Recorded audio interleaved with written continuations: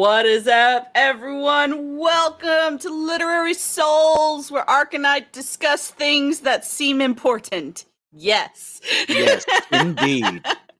How is everyone doing? How are you doing, chat? Let me go ahead and say hello to what's up, Thad? I'm glad that you were feeling better. Sorry that you were sick. What is up, Jacob Ironside? Ladar, what's up, peoples? How you doing? How ya doing? I know it's been a while. It's been a while. I had choir lessons. I know how to sing kind of. Wow, guys, I have forgotten how to do YouTube again. It took me a good second. I had some technical difficulties just before I got on where my light wasn't working, like the sun that's glowing over here was not working. But that was because my internet wasn't working. Lovely. If it's not one thing, it's another. But you know what? I have my sweet geek grind coffee. So how are you doing today, Ark? I am well. I'm a little tired, but we're here and we're making it. And we're going to talk about some Lord of the Rings now. So Heck all is yeah. well. I'm good. Hope you are too. That's good, lady. I'm doing all right. What is up? And for those of you who keep saying it wrong, it's smile a while for me, because my friend here has sent me several essays about how to properly pronounce her name. It's based off of a song, and for those of you who might know that song, kudos to you. But it is smile a while for me. She is one of my good friends. She is from Minnesota, and she's actually going to be coming down in September, and she will probably, possibly, most likely be a guest on Literary Souls. Hey, there we go. Yes. Don't forget to remind me to talk to you about. Not that I keep forgetting. I'm just making all these plans. I'm just I don't know what's going on with my life. It's just so hard to reach me, man. I know, right? Just messaging is so hard. Let's see. I'll be here until my friends from D&D group get here for lunch. Ooh, D&D. Sounds What fun. is up, Var? How are you doing on this lovely day? Good morning. Gonna be lurking today. Well, thank you for the lurky turkey. What's the lurky turkey? Drink some more coffee. I just made that up on the fly. I'm sorry. Oh my word. Wow. that was a stretch even for me. It was impressive. It was very impressive. Oh, goodness. They told me that I should be a stand-up comedian, but I told them I don't like to stand. You don't stand that tall anyway. I know, right? Oh, man. I'm excited for, are you drunk, Mando? It's like 10:30 in the morning. No, I'm not drunk. Don't let that time stop you. I don't like, the only time I will drink in the morning is if it's like an Irish coffee or something. Well, is that what you're having? No, You never said yes, I no. have coffee with a little bit of milk because I prefer milk over cream because I think that tastes better. Oh, personally. oh, yes, our turkey. What is up, Kaylee? How are you? It's 5:30 p.m. here, so yeah, it's 5:30 somewhere. That's what I told my friend Smile a while. Oh goodness, you did not get enough sleep. Too much sleep? You know what?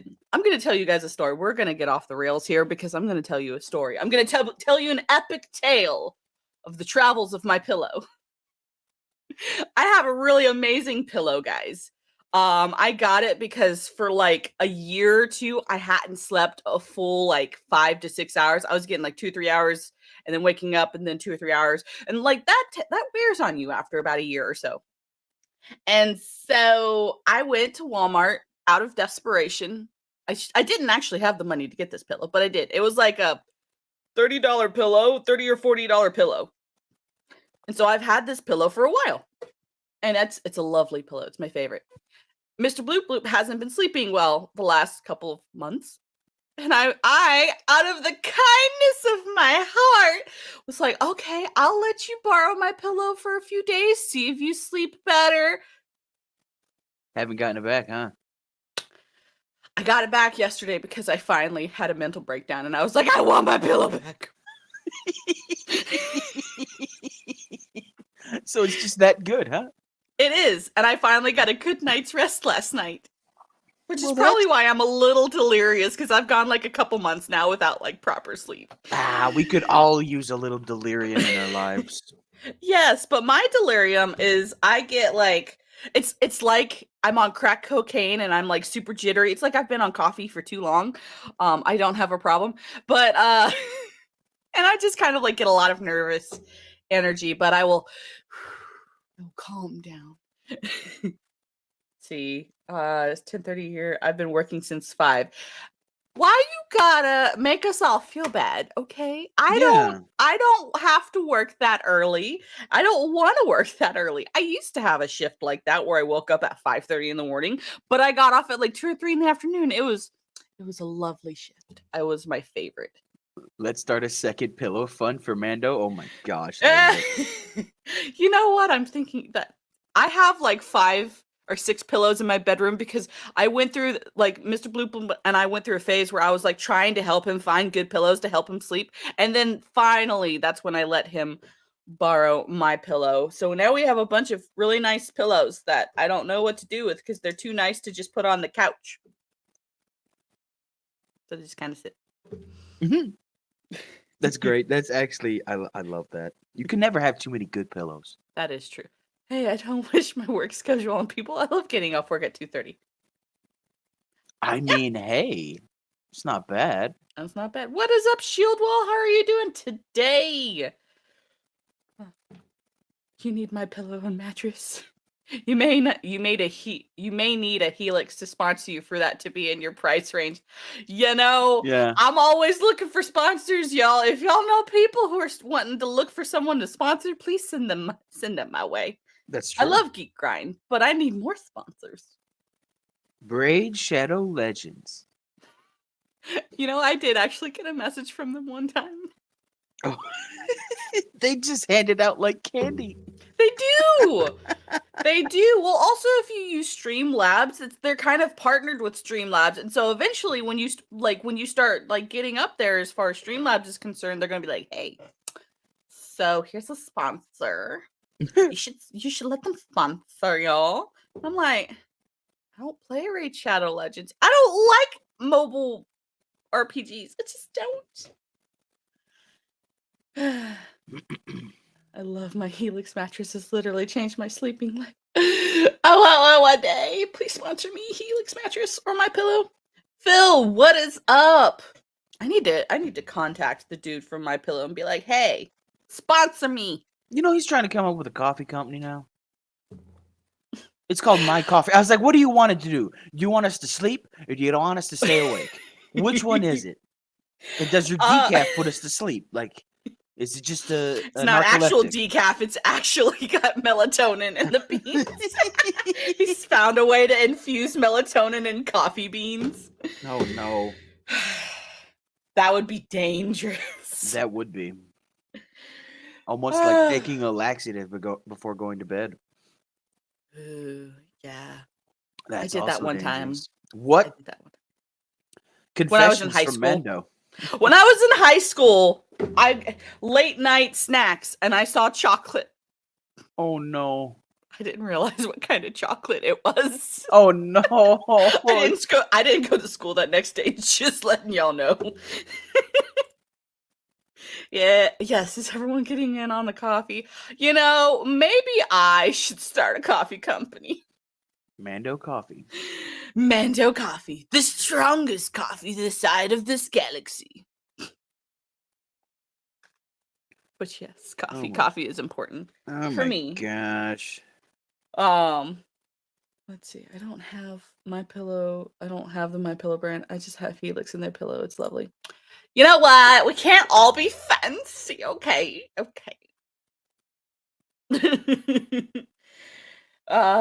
Good reminder that I should go make myself coffee since it's Saturday. But yeah, I actually am affiliated with Geek Grind Coffee. When you go to order your coffee, you type in Mando20 on the checkout, you get a discount. Woot! But you didn't know that? I realized that myself recently. I feel kind of dumb. I didn't realize. I knew I had like a affiliate code link. I just didn't know that you also got a discount when you used it. I thought it was just there to like a reference code. It's like, oh, to let them know who you came from. But no, it's also a discount code. So go use the link. Go use the code and get yourself a Yes. discount on some good coffee. Do it. Well, now that we have discussed coffee further, what's been going on with you, Ark? I feel like you got a lot of stuff going on. We'll start there for now. Oh my word. So I got the streams going on Twitch, twitch.tv/Arkasul. Those are amazing. They always they're the highlight of most of my days. Because some days I get off work early and that's pretty dang good right there. But then I just immediately go stream for a little bit longer. So that's also a plus. I'm going to be starting a podcast on my YouTube channel, and it will be solely based around Tolkien. Not like it will encompass his works, but we're not going to do deep dives into the literature like what we do on Literary Souls. We're going to be talking about Tolkien's life, his personal life, his public life.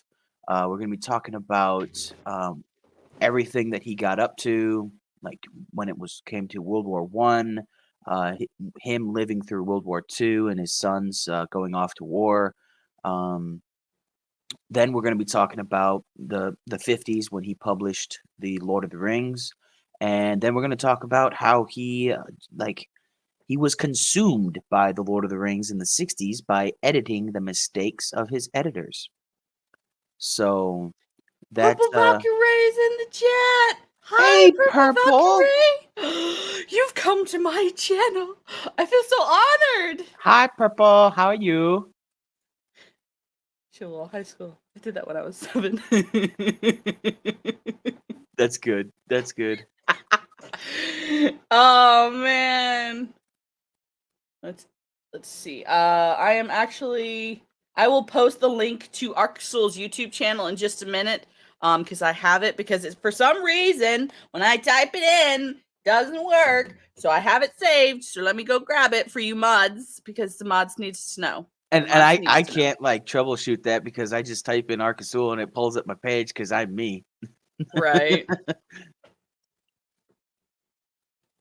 So yeah, but we're gonna be doing that on Thursdays starting at 6 or 6:30. I haven't nailed down an exact time, but it will be in the evenings of Thursdays once a week, and we're gonna just talk about Tolkien. We're gonna talk about Christopher. We're gonna talk about the books, of course, and then we are going to also be talking about the Rings of Power for a little bit every week. Ooh. So yeah, I'll be honest. I love going through the histories, and it's going to be a long trek because there's 13 of the books, and we're only on the first book, and we've got less than like a month.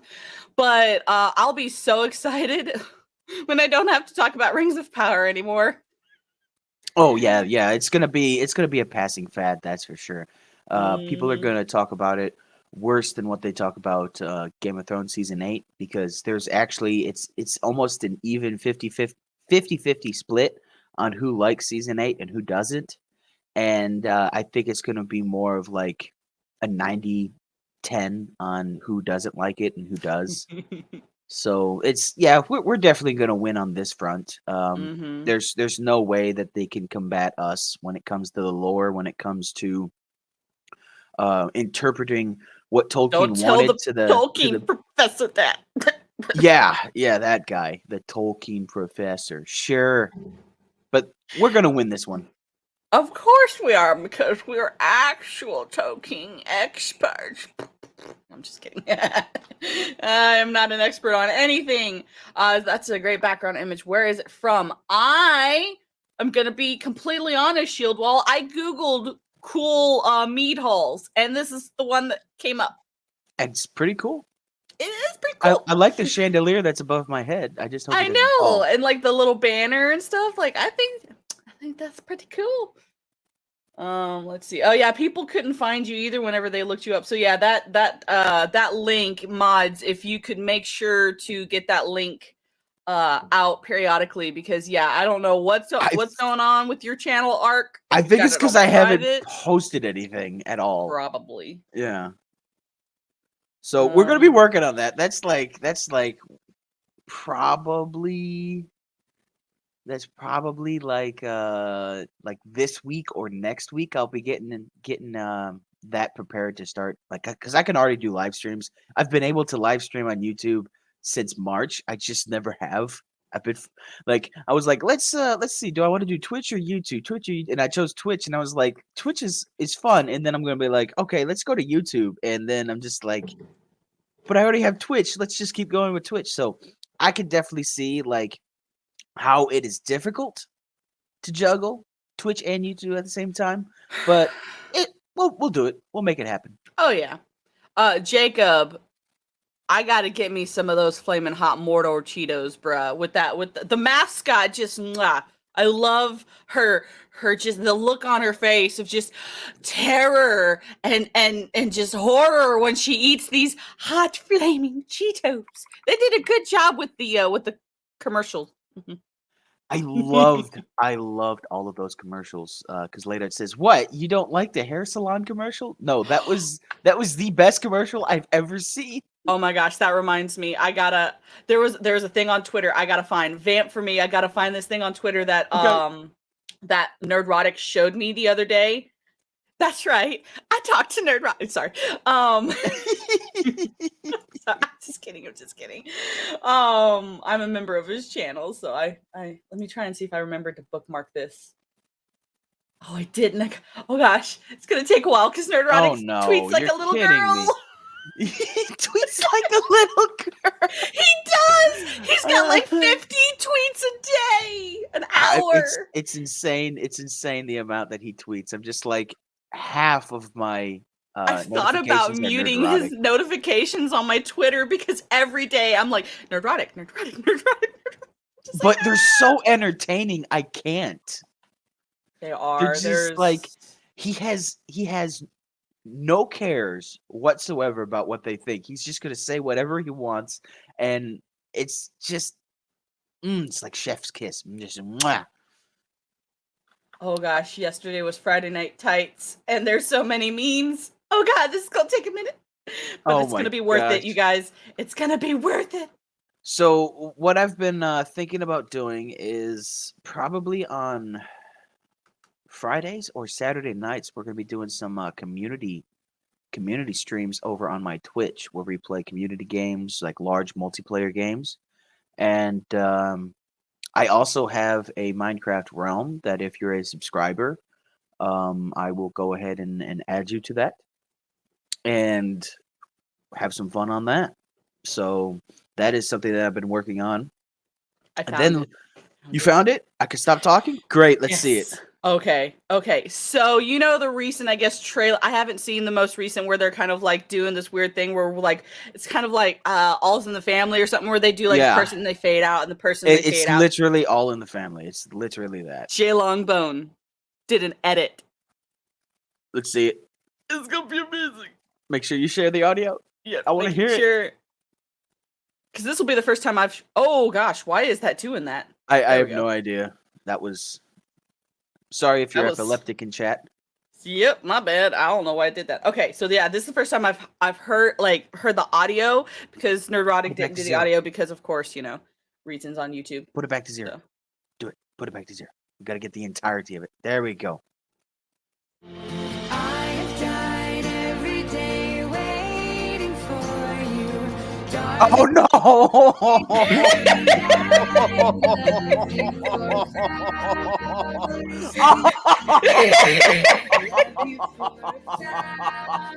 Little House on the Patriarchy. Vaguely familiar light-skinned actress. Oh no, your show sucks. Doc Brown. My God. Liberace. Oh. No, I'm probably gonna get copyrighted for that. I don't care. I don't care. That you've got to send that to me. You like I will later send on. that to you. Oh my God, Jay that Longbone did that and tagged Nerdrotic, and he showed like some of his members, and we were all just dying.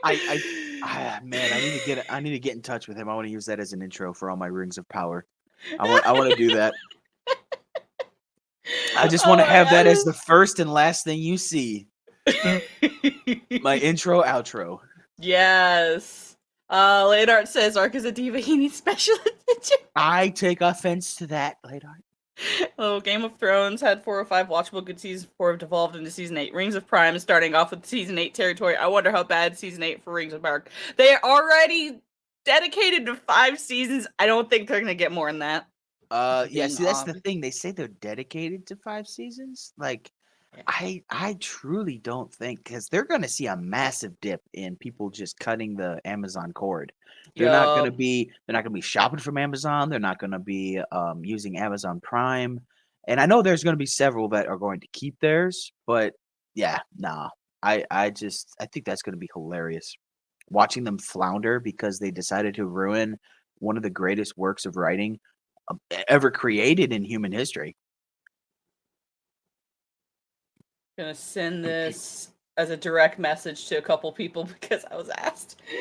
Jacob Ironside said this show deserves to be made fun of. It deserves it. It totally deserves it. The memes that were created last week because of that commercial were fantastic, and that was the only one that I haven't seen. So I didn't. That was great. Ladart says check your Streamlabs when you can. Should have something there. Smiley face. Ooh, thank you. And Lofty Onion Ring video was great. I still haven't seen all. I've still only seen like the image that it was done. I'm so excited for that. But yes, we need to make fun of this because we need laughs in our lives. Absolutely. The elves and the relentless when I was almost the young and the restless when I was a kid. Yes, it was literally the young and the restless. Mm-hmm. The funniest thing is that Gary is complaining that people tweet too much. I know! And he tweets like a 12-year-old little girl. I love you, Gary. I don't think you're ever going to watch this video. I love you. Because I did tell him about this podcast, and he said he might try and make a episode or 2.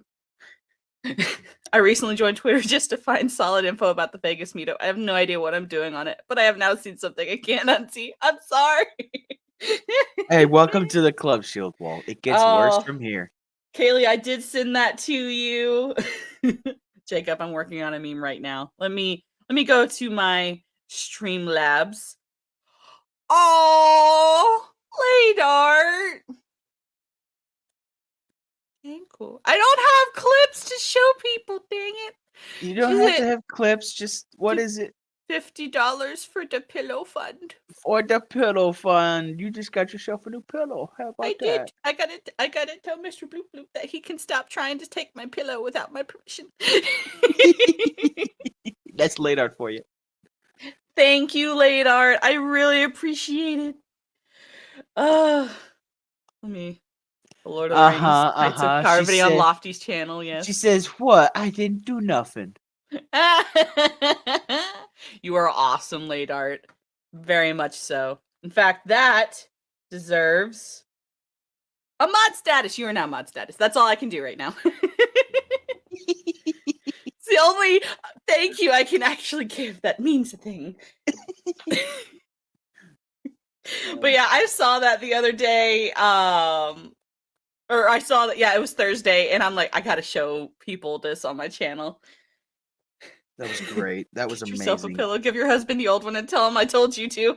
I will do so. I will do so. And he won't say one gosh dang thing. Thank you so much. Of course. I don't know much about American pillows. It's okay. I don't know much about American pillows either. I just know, ooh, this one's soft. Yep. This one's nice and fluffy. Yep, basically the only pillow company I know of, like actual pillow company, is My Pillow, and it's My because the parents commercials. got a couple of those. Like they're nice. You can get a decent night's sleep, but the commercial that it's a commercial. It definitely like to pun it up. It fluffs the pillows up. You're welcome. Cat, don't you start.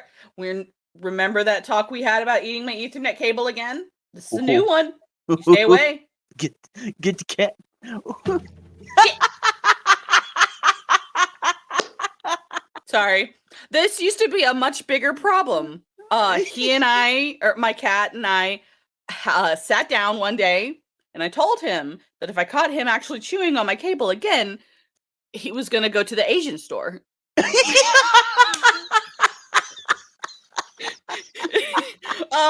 I think I made an impression because he hadn't done it since like today. Because today I was I'll admit I did not pet him at the appropriate times that he is used to being pet.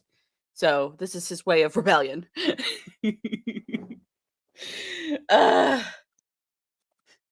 it, Gene. No, you don't encourage my cat. His name is Gene, by the way. Do you want us to like cut midair and then you're just stuck with me? Yeah, because he can't end the stream either. Yeah. Like if I'm out, I'm just like, oops. Stream is still going. We're gonna be here for a while. I know. She's just she donates you $50 and then just says shit about me. My gosh. I just want an As body pillow. Yes, Laydard. I asked Mr. Bloop Bloop, my husband, if I could have an As body pillow, and he kind of laughed. Listen, it just needs to be a weighted body pillow. I mean, come on. Come on. It does. It does. Oh, goodness. He's named after me. Yes, kind of. Tisk tisk, then you deserve it then. You know what? Oh god. All right. So let's try and at least look at a couple of those articles I shared. Yes. Basically the main one I want to talk about is Peter Jackson was ghosted by the Rings of Power series. Oh my, scandalous. I find that very hard to believe. I mean, I think Philippa Boyens is his partner. And so if you're, let me look that up. What is their relationship status? Because like I thought it was Wicked Virtue. Hello, dear. How are you? Maybe it's not. Ticked off that she doesn't live with me right now. No, it's Fran Walsh. See, it's Fran Walsh and Peter Jackson. They're partners, and then Philippa Boyens is their good friend. And yeah, if you're good friend, or even if Fran Walsh is connected to the Lord of the Rings anime, why would you ever comment on an opposing team's like take on the same universe that you're making a piece of media about, whether that's a song or a writing or a movie? Like, why would you comment? Yeah, Philippa is his writing partner. Mm-hmm. Fran Walsh is his actual partner. Ooh, that I'm literally working on my script for my video response to this now. Ooh, I'm excited. Also, one of my beautiful, amazing mods in the chat, if you could shout out my lovely friend Wicked Virtue, she is going to be starting a podcast very, very soon on her YouTube channel. So please, one of my mods could post a link to her YouTube channel. That would be lovely. And I shall give you a golden star. Not really, because I don't have any to give. So I'll give you a thank you. Or Wicked, you're a mod on my channel. You can shout out your own YouTube channel if you want. And get your own golden star. Like, I get my own golden star. Oh, man. But yeah, basically, my understanding... Oh, this was only published an hour ago. See, guys, I give you the best content immediately because I didn't look this up till 20 minutes before the show. Primo content right here. You are getting the best content. Well, people can call out their friends too. They can. But Amazon and is it Warner Brothers? I believe they're not friends at right. all. And There's no technically friends in the business world. Peter Jackson is still, I think, with Warner Brothers. So I think Amazon wouldn't have been able to actually do anything, cuz like from what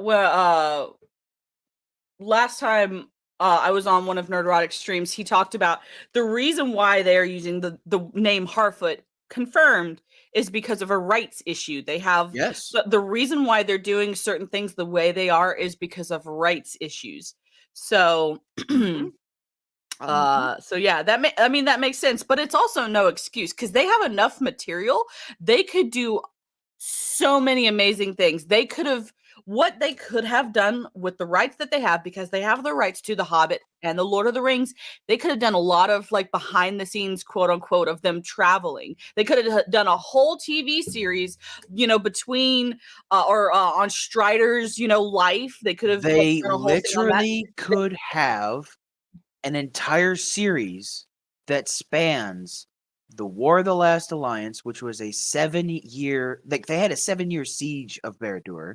Mm-hmm. Then they could have moved on to The Hobbit and had everything in The Hobbit laid out, and just that section right there, monetarily, would have blown Peter Jackson's The Hobbit series out of the water. It would have been so easy to do because They could Peter have Jackson's The Hobbit completely outdone. is very it's very shabby. It's like Well, it's because he was brought in.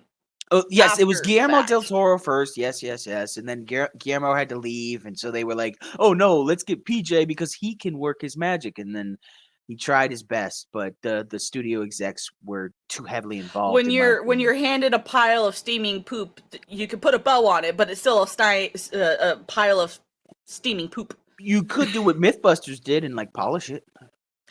I did see that episode. They actually polished I think it was lion turds. They did. I meant for the people that were Rings of Power. Yeah, Kaylee, we're just kind of like making comments on it, but yeah, like of course you can always, as far as professional colleagues can always criticize each other, or they're supposed to be able to criticize each other. Let's you can't do that now. Can't do that now. Yeah, the studio mandated 3 movies, which is what doomed The Hobbit more than anything else. Agreed, Thad. I think should have been 1, maybe 2 movies, But because that studio, I think it was New Line. I think it was the same one, Warner Brothers New well, Line. it was That studio while wanted Warner Brothers was purchasing. I think it was like right around the time Warner Brothers was purchasing New Line, because I remember a conversation where basically New Line was trying to get Peter Jackson to be able to do whatever he wanted, and they were telling Warner Brothers like, get the F out, let him do his work. And Warner Brothers is like, well, we're Warner Brothers. Yeah, Warner Brothers, like they did back then what Amazon is doing now. They wanted another Lord of the Rings with The Hobbit. They thought that it would be so easy. They thought it would they could trap all of the fans into watching it, and they failed at that. And then you have Amazon, which they want a Game of Thrones, and they do. They're not even gonna get the same pull that Game of Thrones had. Right. Smile a while for me, unless you put it in a biodigester and it gets turned into methane gas and that your parents cook on. That's useful poop, right? But I don't think Warner Brothers wants to, or Amazon wants to spend the time to do what it would take to make it useful. They wanted the money. That's right. They wanted the money. But here's the thing. Every single freaking huge company, they talk about, yes, we want the money, but you're not doing the things that actually get you the money. The thing, like, I'll tell you, it's a control issue, because they're like, okay, we're going to give this person a chance. Oh, they did really good, so we're going to make sure they do really good again. It's like, no. They did good because you didn't have your stinky little nose in it. The only thing you do to make money is you let Peter Jackson have an unlimited bank account. Whatever he wants, he gets. No matter if there's like a train wreck and you have to delay the film for like 2 years. You pony up the money and you eat that bullet. And Yup. then you go ahead and you recoup all of that within a matter of days after it hits the theaters. Basically. Thank you, Jacob Ironside. Hopefully, because we might go a little bit longer than normal today because I don't have any place to be directly after the episode. So we might be here for a bit. Not as creative as my dad. Pish posh, pish posh. I don't even know how to crochet, so shush. But yeah, like so more or less kind of going back to the article, basically what had happened was, let me get this stupid ad out of the way. Go away. So according to the Hollywood Reporter, Jackson was contacted by Amazon execs saying, "Hey, we're going to work on a new Lord of the Rings project. Do you want in on it?" He's like, "Give me some scripts and I'll tell you yay or nay." And that was it. Yeah, that's literally it. And I guess somebody, because people have been asking the question, where's Peter Jackson? Why is he not involved? Where is he at? What? And then basically, Amazon, I think what they were doing, they were contacting Peter Jackson in the hopes that he would say no, and they could be like, "See, we didn't actually get help, so we had to do things a certain way because we didn't get no help." I love his response. That's an impossible question to answer without seeing a script. As soon as we get the first couple scripts, we'll send them to you. So it's all on Amazon. They wanted him to say no, and then when he said, "Well, I got to see a script first. I got to see it first. I got to see like what the bare bones of what you're dealing with before I can even say that I can direct." Because he not only directed, but he wrote The Lord of the Rings. He was in every single creative process, every single one for The Lord of the Rings. And that is why we say that Peter Jackson is at the forefront of turning Tolkien into visual media. That is why, even though you have some gripes, and I actually have a tweet that I would like to talk about. So when we get to that, like that'll be like at the tail end of the podcast. I'll have it pulled up so I don't forget. But even if you don't like the 2001, 2002, and 2003 Lord of the Ring movies, you still have to hand it to him, Right. because of how the monetary gain alone. That is one thing. Like you can always tell how good something is by the amount of money that it has made. Perfect example: Eric July and the Rippaverse, making over $3 million, and his campaign is not even halfway over. His campaign is not done. Yeah, I think he's still like has 50 days left of the campaign. I believe so. So around there. And he only had about 74, 75 to start with. And he hit 2.5 million in what, the first 3 days? I think so. So you can always tell how good a product is going to be by the amount of money raised, but then you also have to wait and see the final product. And so with a movie, you get the final product and then you get the money. So that's how we know that Peter Jackson is good. With Eric July, we see his previous catalog of everything that he's done as a creative. And then he's saying, "I'm doing this. It's already paid for. It's already coming. But if y'all want to have like what you call it a pre-order, if you want to call it that, if y'all want to get in on this before everything's taken, here's my website. Go ahead and get it." And so there were over $3 million thrown at Eric saying, "Yes, we know that you are a creative. We know that you mean what you say. We're going to go ahead and buy your product before it's even released yet." One of these days, I'm going to get some of his comics, but I'm saving for Orlando, so I can't do that at the moment. And with Peter Jackson, he can do that now. He can go ahead and say, "I want to create a movie centered in Tolkien's Lord of the Ring universe," and they're going to say, "Okay, we've seen your previous creative work. We'll go ahead and throw 10 million at you right off the bat. We'll go ahead and throw 100 million at you." Like that's just the way the reputation that Peter Jackson has. And for them to say, as soon as we get the first couple scripts, we'll send them to you. They should have already had like 5 Right. scripts. They shouldn't have written. even contacted him without being like, we got something for you, bro. Shouldn't even contacted Shield Wall him. says, I think Hollywood had totally lost touch, or has totally lost touch with what is really going on in certain fandoms. They are so used to most marketing in today's media being female-centric since women drive 80% of purchases. I mean, yeah, they have lost the plot. Yeah, Peter Jackson, true professional. Agreed. Corporations and activists don't want fandoms; they want fansumers. Agreed. So they forgot that many of these fandoms are male dominated for purchases, so flop after flop boggles them. And the problem with Rings of Prime is that has everyone pissed off. Yeah. Agreed. Like it's so amazing how stupid these companies are. But also we have to understand this is not the first time companies like this have made stupid decisions. Like the big companies are going to do what big companies are going to do. They're going to be like, I know what I'm doing. I got here. Get out of the way. Yep. And it's ridiculous.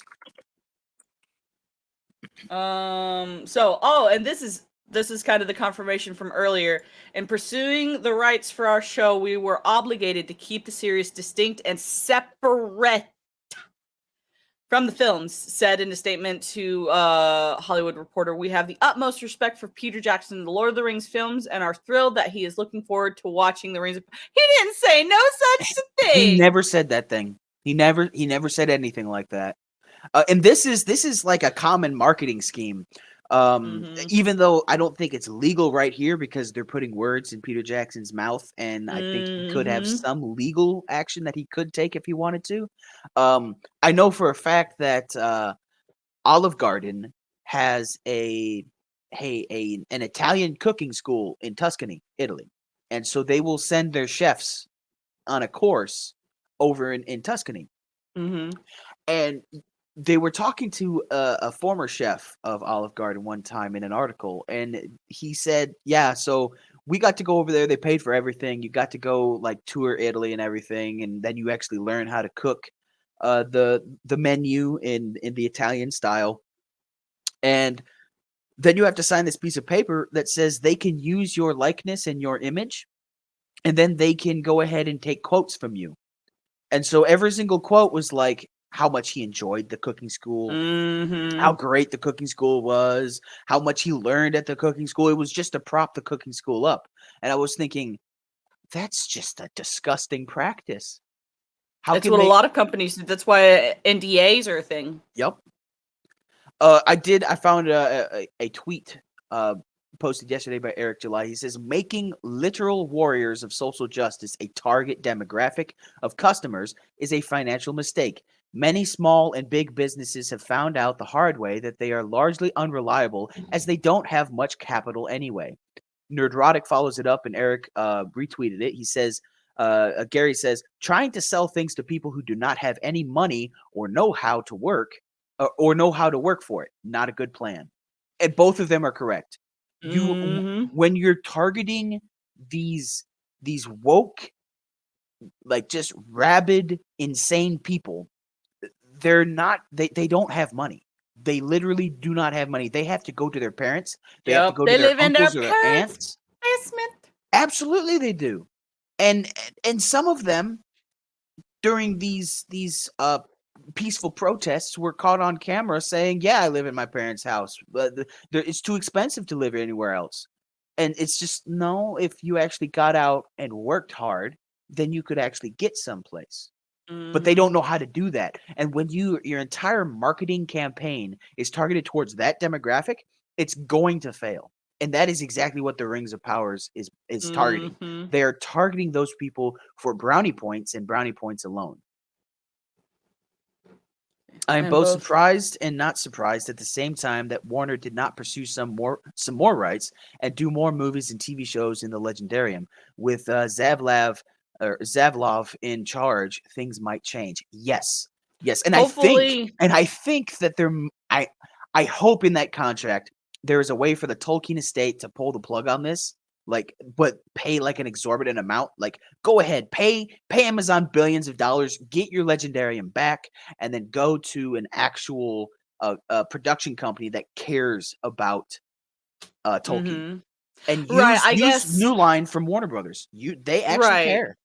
Yeah, and that's going to be the problem though, is because Warner Brothers is also a big greedy company, and so that, which also doesn't make sense because they have been sitting on a gold mine like a dragon, just hoarding the money from Lord of the Rings instead of actually, like putting out new content. And then when somebody else is like, I will say kudos. I'm gonna put kudos where kudos is concerned.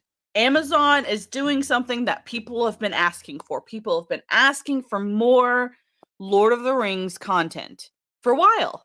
And they're like, okay, we'll do it. Are they doing it in all of the wrong ways? Yes. But it got Warner Brothers off their stupid little tushies, and they're gonna be making a, War of the Rohirrim anime. I'm an anime fan. I'm thrilled for this.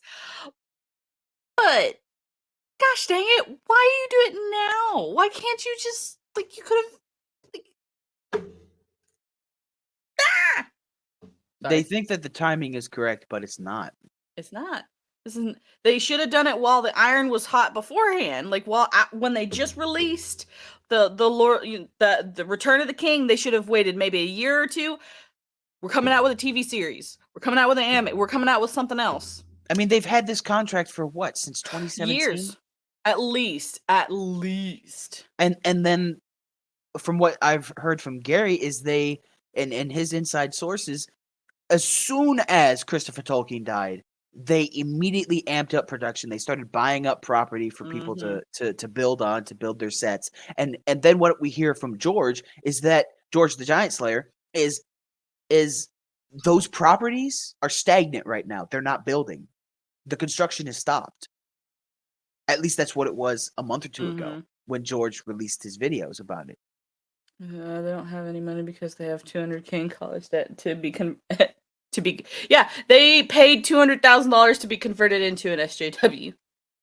Hey now, dragons hoarding gold is only natural. I understand, Shield Wall. I'm making an analogy. And yeah, they are gold hoarding dragons, but not in the bad way. Super excited for that anime. Same. I am like, yeah, I'm probably gonna be reviewing Rings of Prime. But you know what else I'm also gonna be reviewing? In 2024? War of the Rohirrim. So what this means is it's 2022 right now. We're getting the first season right now. In 2020, we're gonna have 2 seasons of Rings of Prime before that movie comes out. I thought the War of the Rohirrim was. Is it a movie? Is it? I thought it was a TV I've show. heard it was a movie. I've heard it was a TV show. War of the Rohirrim. Lord of the Rings, War of the Rohirrim. It is a 2024 anime, a fantasy animation movie. Oh, so it's a movie. Okay. It's a movie. I was wrong. So Peter Jackson, which of course, because he's a freaking professional, in this part of the article, said he holds no grudge, and he doesn't wish the series ill, and stating that he would be watching the series while adding, I'm looking forward to actually seeing it as a perfectly neutral viewer. I think he has to say that, guys. Like, he's a professional, and this is what professionals do. They scratch each other's back. That, like, I'll scratch your back, you scratch my back. We're gonna stay nice. War of the Rohirrim is an anime style movie. Okay, I'm gonna review it. I don't review movies, but I'm gonna review it. Warner is doing War of the Rohirrim to keep the rights. They have to use them or lose them. That's exactly why Sony continually makes Spider-Man movies. Mm-hmm. That way they don't lose it to anyone else. Or why Warner Brothers makes Batman movies. Yep, absolutely. Because every so often, you have to have a movie representing your character. Like, let's take Batman, Spider-Man, Aragorn, anything like that. You have to have those made. You have to publish something about them. Otherwise, you just don't. You lose your rights, which I find insane. Both the Saw group, who has the rights to the token estate, want either more movies made or to get the rights back. Yes, Yes, I've heard yes. that lawsuit. Yep. I would love Give to have an actual lawyer go over it, but I have read some stuff about those lawsuits, and they are very interesting. We should see like if Ricada Law has done anything on it. Somebody needs to ask Ricada Law to do a series on this freaking lawsuit about Lord of the Rings. I mean, it would definitely clear some stuff up, and if Nick doesn't want to do it, I bet you he knows a lawyer that would. Probably. All right. So yeah, that's the first article. Basically, Peter Jackson's like, I was ghosted, but they're cool peoples, because he has to say that. And then the next one, Lord of the Rings star shares his hopes for the Rings of Power cast. Why not the Rings of Power show? Why the cast? Oh, says he wishes nothing but success. So basically, both of these articles are professionals probably being asked by people, hey, say something nice about the Rings of Power or else. Yep. That's my theory. That's my tinfoil hat showing. And see, we've heard from almost every single Hobbit. We've heard from Sean Astin. We've heard from Dominic Monaghan. I believe we've heard from Billy Boyd. Like their takes on what the Rings of Power is doing. We've heard from Viggo Mortensen, who played Aragorn. It's Cause representation. That's right, late art. The Tolkien estate still has not sold any rights to anything other than stuff published in The Hobbit and The Lord of the Rings, and the road goes ever on. I imagine they're going to be doing more selling of more rights soon, especially if the grandkids are needing some more of that, of granddaddy's money, which is sickening. Oh, it made me sick just saying that. I really hope and pray that with this whole Rings of Power shenanigans going on, that it will wake some folks up who have some money and some deep pockets to say, hey, we're gonna do some purchasing of some Tolkien estate things, and become, because like when you're in the Tolkien estate, like can't you like pay to, I don't know, be on the board or something? I don't know how that works. But hopefully more good people that actually care about the Lord of the Rings and Tolkien get into the Tolkien estate, because this is bad. I just read I read a statement because this is the first time I'm seeing this article. He is being an actor talking about other actors. He wishes them the best. He's doing exactly what he's supposed to be doing. There's no talk. He has not given his opinion on the Rings of Power. This is exactly what he says. I wish it a lot of luck. I hope that it goes well, and especially for the actors, because I'm inclined to actors. I hope they're having fun. I hope they don't feel the pressure or of expectation or from what had occurred with the Peter Jackson trilogy. I hope they just think this is a great job, made some great friends, hope that it continues. And they embrace it, because these types of jobs, the jobs that end up being the best jobs that you ever do, can disappear in the blink of an eye. You can be like, oh, I'm going to do this for years. And then suddenly 3 years go by and you're like, what? Where's that gone? And it's done. I hope that they enjoy it. I hope they're having a nice time. I hope that it's a huge success. That is literally all he says. And what is the point of this article? They're literally using Dominic Monaghan to get clicks. They are. That is literally all they're doing, because he was a former he was a hobbit in Peter Jackson's Lord of the Rings, and they asked him for comment on this, and this is the comment that they gave him. It's not the comment that they wanted. They wanted something juicy, but this is all that he gave them. So, wow, this is this is Screen Rant. This is Screen Rant for you. Screen Rant never fails to make me laugh. I bet they'll be selling lots of the rights over the next 20 years. Tolkien work starts entering the public domain in the late 2030s. Oh, yeah, they're going to be doing lots of selling this stuff. Because once it enters public domain, I don't think that the grandkids are going to make as much. Yeah, that's the thing. Like, I think it's hilarious. I think it's hilarious that throughout the entirety of the 60s, 70s, and 80s, it was like completely within the grasp of the Tolkien estate and the Salzans company, and they didn't do anything with it. They were like, "No, you can't make a TV show. You can't make a movie. We don't want the Beatles to make a movie about the Lord of the Rings." We like they didn't even really want radio shows made. Like basically, the olden times version of an audiobook was radio shows, Mm-hmm. and they said no to everything. And then they took their first big leap.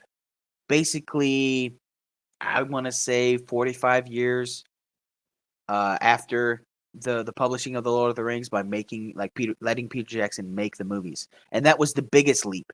And then think about how much that crunched the time frame in between releasing of major works of media.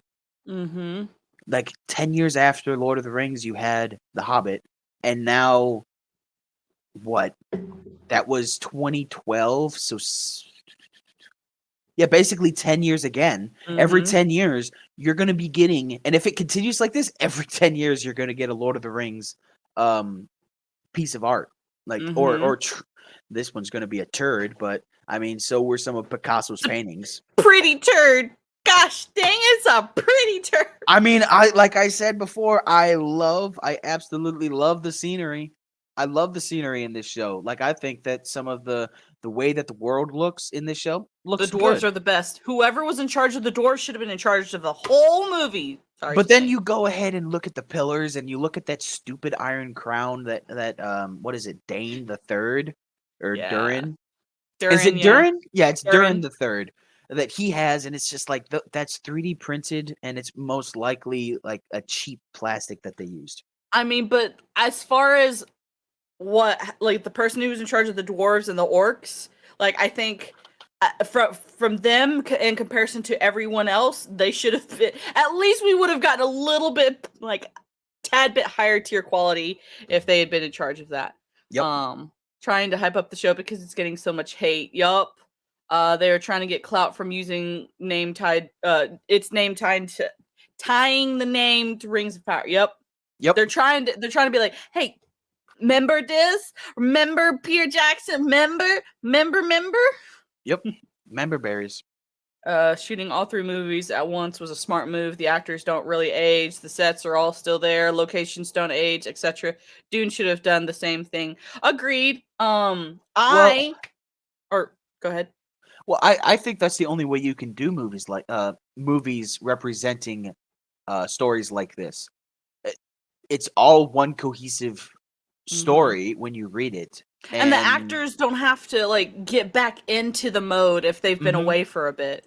What is up, blue collar? How are you doing today? Don't worry about being late. We're gonna do a longer show today.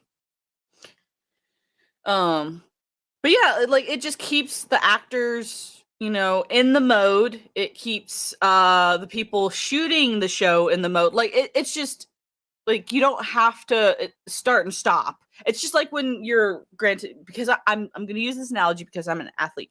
But as an athlete, when you stop and start, you tire out more quickly than if you were just to do a continuous like workout.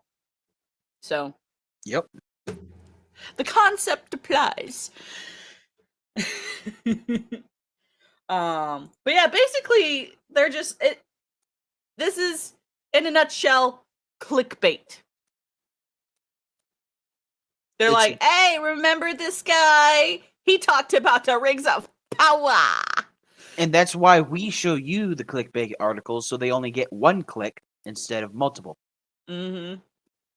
Because they truly do not deserve to get the ad revenue that they get for having these horribly just straight clickbait articles.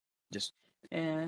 More or less, the rest of the article kind of goes into what he did after Lord of the Rings, kind of what he ended up doing afterwards. So I'm gonna actually there's a couple of people who just popped in. Do we want to show them the tweet? Yes. Yes, go back to the tweet. Show them the tweet. We've talked enough. We shouldn't get copyright struck. We do this properly. The Young and the Restless, Rings of Prime Edition. Lord of dim rings. Oh man. So I need to stop sharing and then reshare for the sound because I didn't share the sound because I didn't think I needed to for the article. So share audio.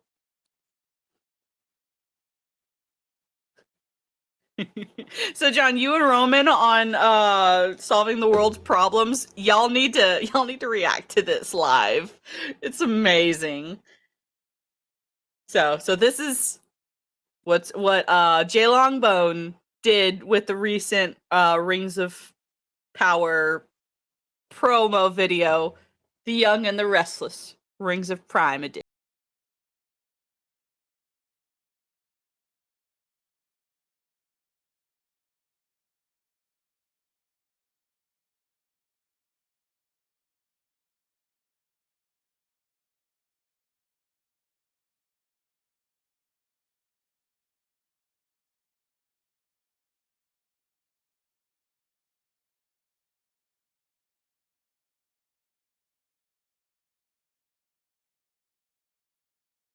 I love the Liberace. It's perfect. But yeah, I'm probably gonna have to like. I think Celebrimbor is going to be my favorite character from this entire series. I hope he gets so much screen time. I really do, because even though like everyone says, "Oh, look at Granddad over there," I'm like, I want to see what Granddad does for the show. Like, I think the thing he's going to be the best character in the entirety of the Ring of Power. I bet you he is. The thing that makes it weird is him and Galadriel are supposed to be the same age. Like, that's what makes it weird when you know that. Totally worth the copyright strike. This is happening. Yes! There are so many other memes. Let me see if I can't find them. Yes. I mean, yeah, I'm probably going to get copyright struck for that. But you know what? In the VOD, whenever I re-upload the video, I'm just going to cut it out, but I'm still going to leave the images. I'll just cut out that part of the audio. I don't care, man. Somebody's already trying to copyright strike my poor little YouTube channel already, so. Okay, so I found it. Okay. Late art tagged me. Let me go ahead and go awesome. Right here, and then go to share. Make sure you share audio. Yep, share the audio, and then I am choosing this screen. Share. There we go. All right. Make sure to make it full screen if you can. Yep.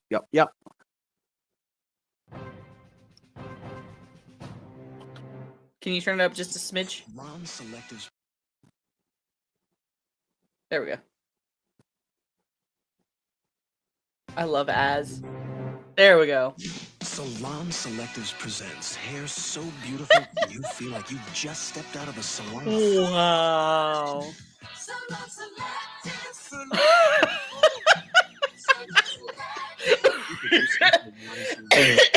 Lean Curtis. 4 salon shampoos, 4 salon conditioners. You select the combination that will give you salon beautiful hair. Salon style. Feel salon beautiful every day. Salon style.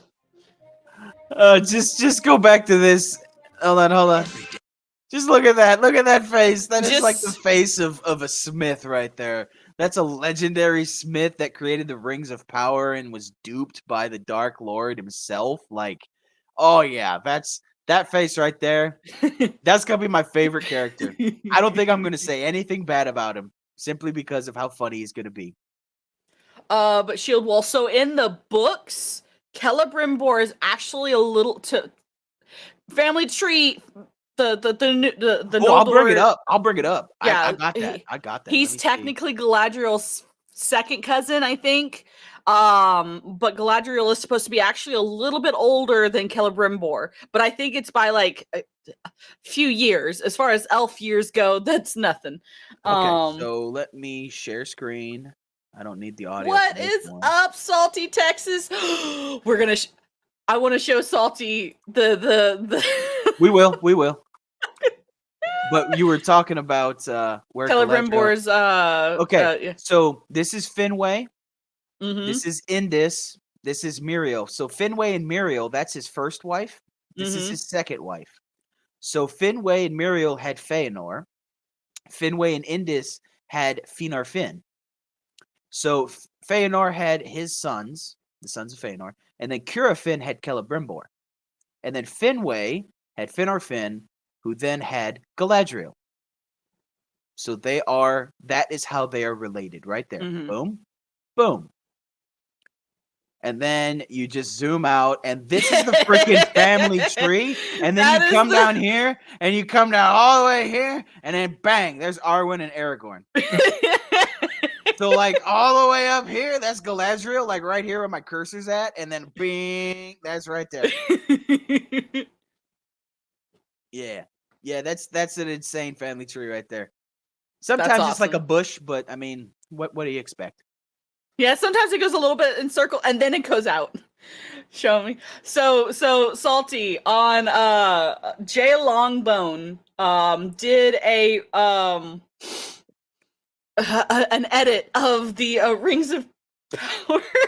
I love it. It's amazing. It is absolutely one of the best Rings of Power memes that I have seen.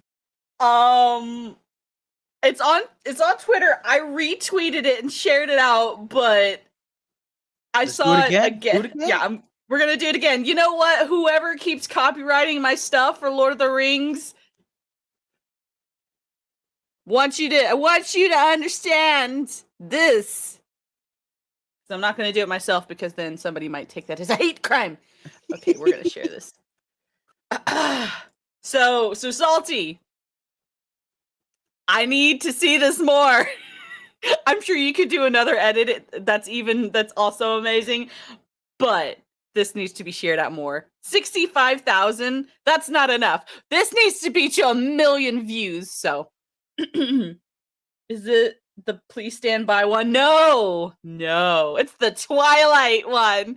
And I'm gonna get copyright struck several times for this one live stream, and I don't care because I'm not monetized anyway.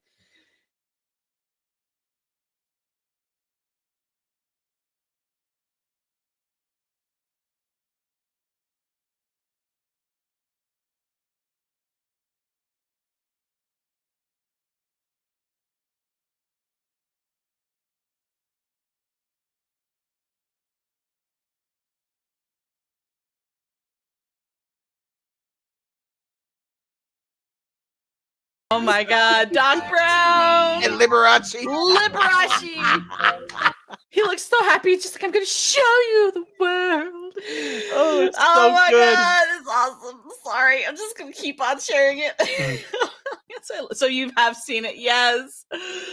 Oh man. I think you found one of your clips that you're going to show from now on when you get donations. I need to. I'm gonna save that now. I'm gonna save this now. Absolutely. That's what I'm here for. I got good ideas every once in a while. Yes.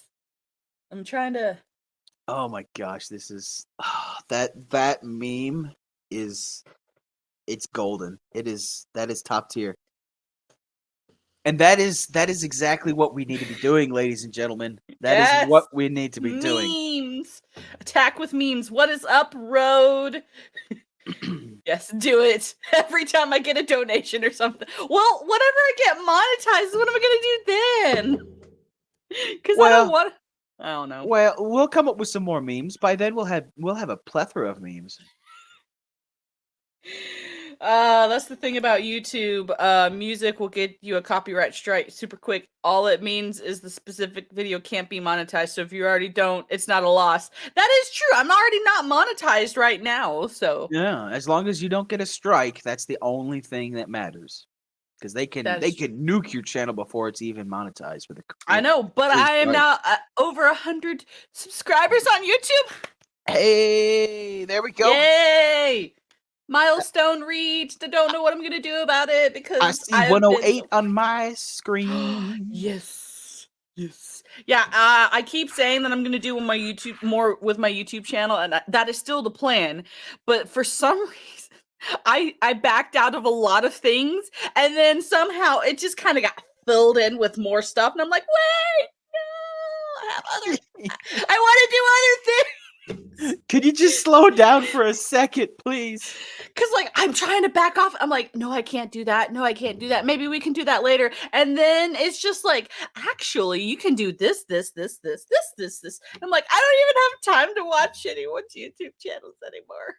I don't even have time to watch my own stuff. God dang it. Sorry. Small rant. I love that I'm super busy. I really do love that I'm super busy, but sometimes I just want to, like, be able to watch other people's channels without having to lurk, you know? Yep. From is in the chat, I'm gonna tell him about this. I'm gonna get totally honest reaction of him. Yes, record it. Ah. But yeah, that is still the plan of the more things are going to come to the YouTube channel. Part of the problem is some people have mentioned maybe I should upload my Twitch VODs to YouTube. Unfortunately, so here, kind of long story short, I used to only do streaming on YouTube. I switched to Twitch because every single one of my streams was getting copyrighted because I played Star Wars games. Every single one of my videos on YouTube used to get copyrighted all the time. And I am still playing Star Wars game, like specifically SWTOR. For those of you that don't know, it's Star Wars The Old Republic. And the amount of editing that I would have to do for the VOD to get to YouTube and not be copyright struck, because of course sound alerts. Like one of the VODs that I uploaded to YouTube got copyright struck because of a sound alert. Mm-hmm. And so, like, it's just, I feel like it's just too much work for me. It's right like the now. entire audio would have to be muted except for maybe some blaster fire. Well, maybe even the blaster fire is copyrighted. I don't know. Yeah, So, like it's just right now I'm still trying to figure out what I'm actually going to do for the YouTube channel, like what kind of content I'm going to post. Because as of right now, like anything I upload to YouTube from Twitch, immediately copyrighted. It's stupid. Which is why I wanted to do a podcast. Oh man. But yeah, there are things in the works coming for the YouTube channel. I still have to rack my brain about what those specific things are for now. So yeah, we should probably, now that we're an hour in, granted we have time, we should probably get to the actual book. yeah. Cause yeah. Kind of brief synopsis of the two chapters. So for those of you who may be just joining us, don't know what we're going through, we are going through the Book of Lost Tales, Part 1. So we're going through the 13 histories of Middle Earth, so 13 different books. The first two are the Book of Lost Tales, Part 1, Part 2. So a lot of people say Book 1, Book 2, whatever your preference is. We're in Book 1. Chapter 3 and 4. And both of the chapters are about the creation of Valinor and how Melko, in this story was chained and imprisoned the first time because the Valar are stupid. I'm sorry. I know a lot of people are like, no, the Valar are great. They're gods. So they're just super amazing. No, they're idiots. Stupid. Most of the problems in Middle Earth were caused by the Valar. If we're just, taking a moment to understand what exactly they did. Because when they get to Middle Earth, they're just like, so let me backtrack. I'm gonna backtrack. So the story continues with our hero Aoriel, or what's his other name? They keep going by Aoriel right now. Wolf something, I don't know. I forget his name. But basically, somebody from our world got transported into Middle Earth. I think it's that's it's like Aethelwolf or something like that. It is definitely an Anglo-Saxon name. Yes. Because that is what Tolkien wanted. Yes. That, if you can correct my ignorant brain, please do so. But he basically was transported from our world, I think the medieval times, because just from how he speaks, I say medieval, dark age times, and was transported to Middle Earth because he speaks in Old English. So for any of you who's wanting to read along with us, understand we kind of get switched between modern English and Old English a little bit back and forth. I'm fine doing that because I took a lot of I read a lot of literature like Shakespeare and stuff growing up. So like my brain takes a minute sometimes, but I can switch back and forth without really realizing that I'm switching back and forth. But basically, he has been traveling around Middle Earth, gathering stories of Middle Earth, trying to figure out where in God's creation is he. And so he comes across this person's little house. He goes in, they hang out, they have he tells them story, or the host tells Aorl about the creation of Middle Earth, and he's also Aorl's asking more questions like, so are there gods? How are we doing? Or what he's just asking all them questions. Sorry, swapping I say a card on the server, slow response timeline. His name was Elfwine. Elfwine. We're gonna say Elfwine. Yeah, Elfwine. He was a direct descendant of Arendelle. Oh, okay. I thought, isn't there a story where somebody from our world, or yeah, he is technically from our world, but he's a direct descendant. It is very convoluted. It's not even that clear. Like, I'm sure if you read it and then you'll understand. You do a deep dive and philosophical study and all that good stuff. I am literally just doing the spark notes of this and just doing the overview because I've read the first book of the Unfinished Tales. It's literally just Silmarillion in a different package. It's not even that's exactly it. It's not even a different perspective. It's just like it goes a little bit deeper in some characters, but then other times it's just completely rewriting the Silmarillion. I'm like, I'm just gonna read the Silmarillion. It's a better tale in my opinion. Right. I think it's still beneficial to kind of see where the Silmarillion came from, though. But once again, you don't need it. I went like, you almost don't need 18 years without having the Unfinished Tales. Like, it's just recently that I've started reading it again. And it's just The Hobbit, Lord of the Rings, and Silmarillion for me. And even then, I don't need the Silmarillion to read the Lord of the Rings. Right. And I think, though, it's good to still me as somebody who loves history, I love doing deep dives like this. Like, I'm just like, give me all of the knowledge. Granted, if I was a dragon, my hoard would be books and knowledge. I could see that. Going back to our earlier conversation about dragons and hoards. Okay, but moving along with the summary, his host has been telling him stories of how Middle Earth was formed and stuff, and now we're reaching the chapter about where he asks, so what kind of gods? Is there only one god? Is there multiple? How does that work?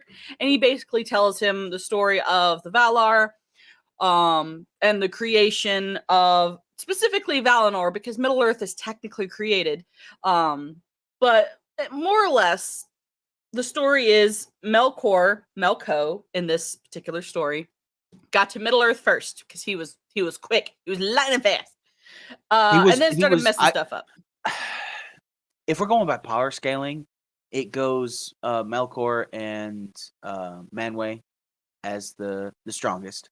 But even then you have Maekar, Aule, Tolkas.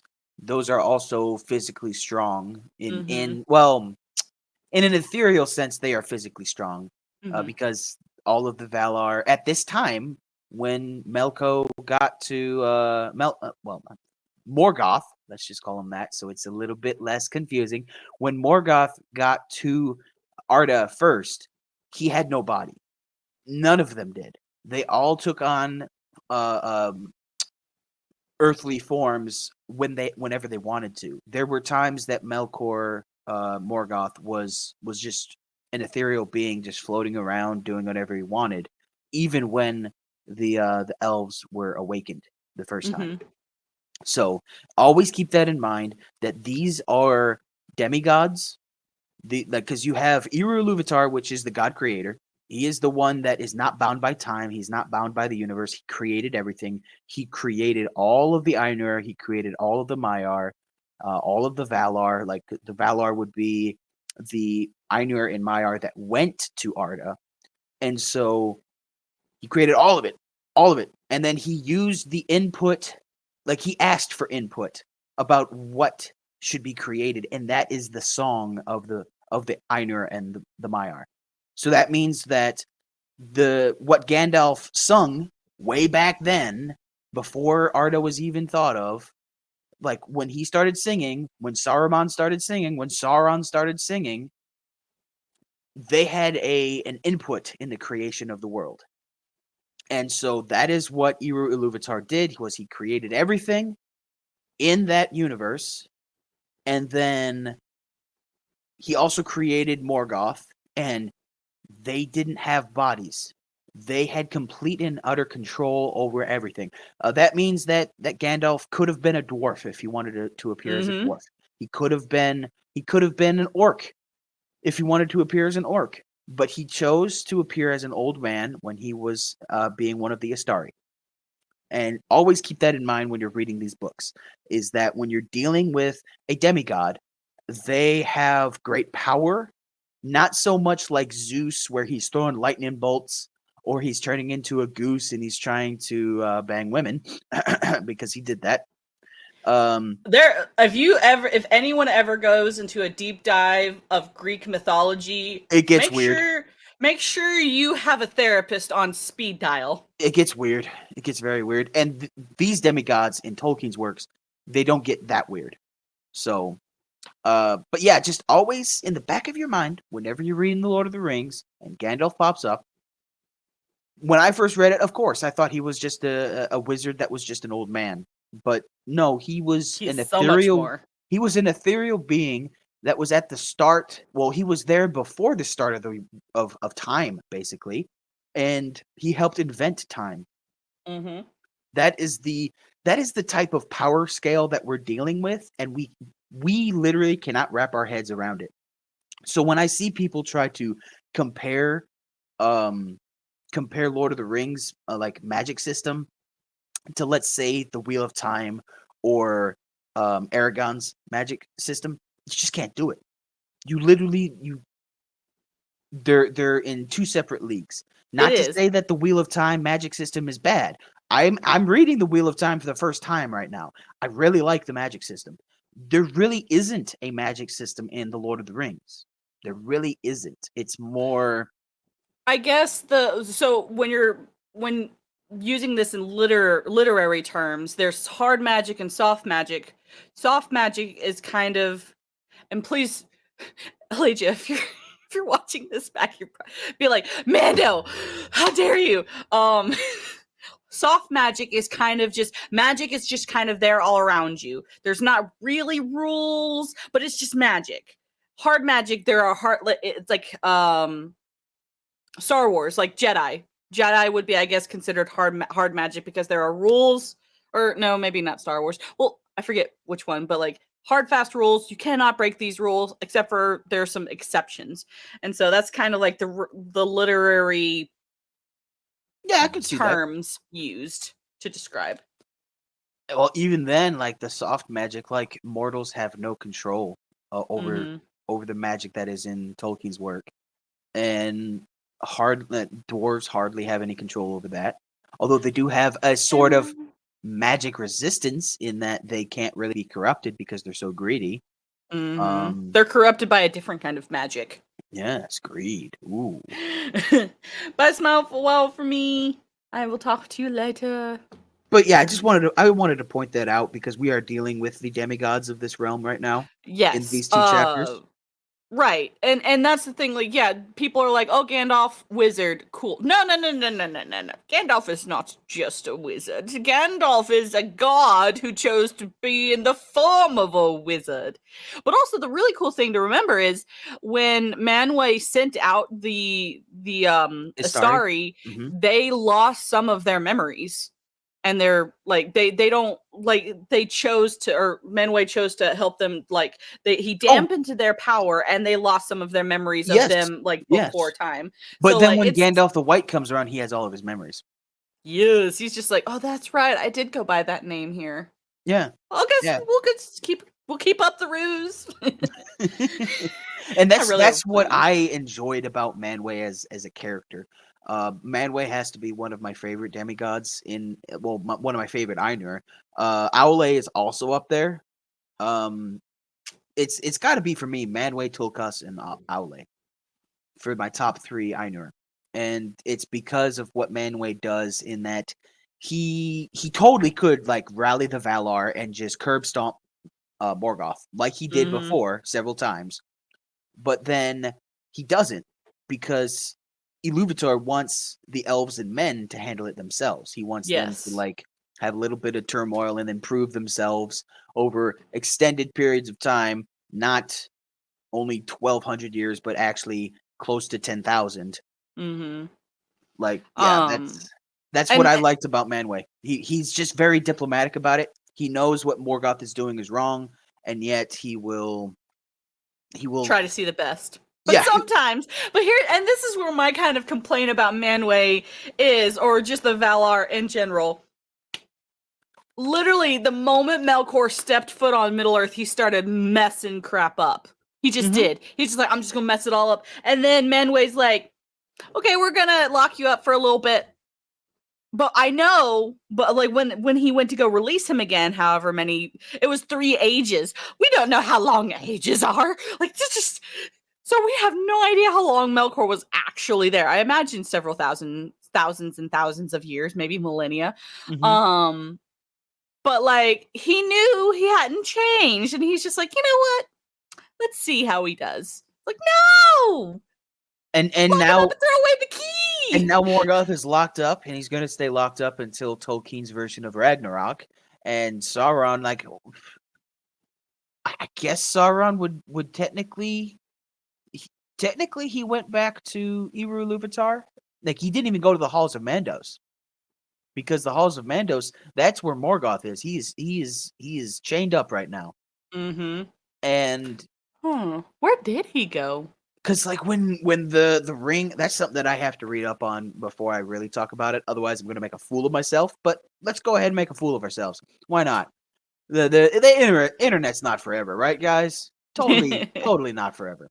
But like when Frodo and Sam destroy the ring, it's what Sauron.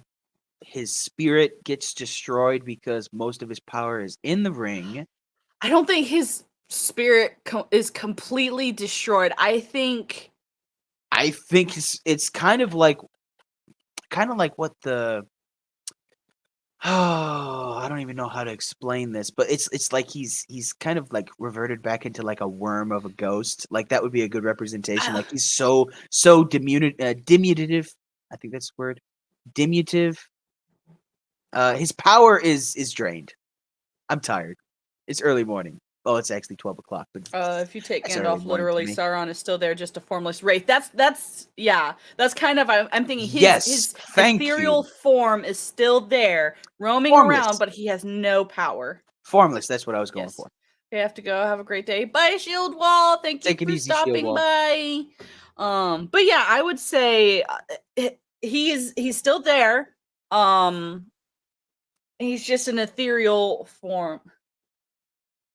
That ship has sailed. Yeah, yeah. That ship has sailed. I have been clipped to death on my Twitch channel. Yes. More people need to clip stuff from my Twitch channel. I have gold nuggets, guys, and I never remember to clip Yeah, my own well, you things. don't purposefully make a fool of yourself on your Twitch channel. This is true. I just do that naturally. Oh no. So Thad says only Eru has the power to do anything to spirits. Sauron could have chosen to return to the halls of Mandos from what we understand from the text, but he won't. Yes, that's what I was thinking of. Thank you, Thad. See, that's why it's good to have like multiple people that are knowledgeable in the lore. And just the three of us right here, me, you, and Thad, we could write like an awesome script for the Rings of Power. It would be lore accurate and it would make us millionaires. Overnight. It would. Oh, because like I remember, I think it was Alage and I, one of the last couple with Alage and we had come up with the idea of what they could have done for a TV series was the trip the dwarves took, like to like that whole part of the Hobbit where Gandalf was trying to figure out what to do about Smaug and like the necromancer, and like him actually talking to Durin, and then them actually going on this adventure and going through more, like it could have been behind the scenes of the Hobbit, like, or the prequel to the Hobbit, like just all of Gandalf's travels beforehand, like it would have been amazing. Yeah, that would have been so much better. Like I said, the trip to Moria. Yeah, the trip to Moria. That and then they could have if they wanted to take some liberties with the writing, they easily could have taken Balin's trip to Moria where he died. Yeah, if they wanted to take liberties, they could have done that. But instead, they're going to take liberties by shrinking, what is it, close to 8,000 years of time into Give only 1,200? Not including flashbacks, because we saw the two trees of Valinor. So I'm assuming they're going to be doing thousands upon thousands of years, if not millennia, and compressing it into what, 50 years? Yeah, this is not good. No bueno. It's just depressing when you think about the lore. It is. So can we just talk about the Lost Tales, which is actual lore? Yes. So basically, Ariel is getting this kind of lesson about how Valinor was created, and the two trees and the towers and stuff like that. So basically, Melkor's there. He's messing stuff up, but he tells the Valar, which I don't know why the Valar, I think they overthought about it, about what Melkor was saying. Melkor's like, how about all of us go to our different respective realms in Middle Earth and we just rule? We don't have to be in this one island, because Manwë was thinking, well, let's just kind of, be together as the Valar and have one spot, Valinor. And Melkor's like, actually, I think, we should all like separate and, rule our own spheres, separately, away from each other, alone, isolated. And then the Valar was like, I smell something fishy. We're gonna stick together. But here's the thing. My thought reading that was, I think Melkor knew that Iluvatar actually wanted that to happen, where they were supposed to go off and rule their own respective parts of Middle Earth. Like Ulmo was supposed to, right? Ulmo is in charge of the water, right? He was supposed to like rule the water, and he kind of did that. He kind of separated himself a little bit from the Valar, ruled his realm. And I think that's what they were supposed to do. And then Melkor is like, you know what? I'm going to make it to where they no longer do anything in Middle Earth. They're just going to be on their own little island and let me do whatever the heck I want. So I'm going to tell them what they should be doing, and they're going to think that I'm lying, and they're going to overthink it. And then I think that's what happened. It very well could have been. It very well could have been. Because I don't know what Melkor's thoughts are. Aule and Yavanna, Aule wanted the mountains and all of the resources, like minerals, and then Yavanna wanted all of the trees. So like those two would have been all over the place. They wouldn't really have had one set like base of operations. But if you think about it, if they had actually been in Middle Earth like they were supposed to, they could have actually watched for the children of Iluvatar, the Mhm. elves, to be born. They could have pushed back Morgoth. They could have seen what he was actually doing instead of being told by the elves later on, like, "Hey, we're kind of struggling over here. Yeah, like we Can got you some please like help?" creepy crawlies that like to abduct our people and like then torture them and turn them into like these disgusting creatures, and we don't really like that. We got to watch our backs. We got to like sit around the campfire and then tell our children scary stories to make for sure they don't wander off into the wilderness because Right. bad stuff happens there and we don't know why. Whereas if the Valar had been in their respective spots, like uh Yavanna would have known, like, oh, Schneikes, he's destroying my forest. Excuse you. And she would have gotten extremely pissed off at that because she got pissed off at her husband Ale because he made the dwarves without asking Iluvatar, and then she was like, "Well, I need to make the Ents so that they can kill the dwarves if they try to chop down my forests." That's marriage for you.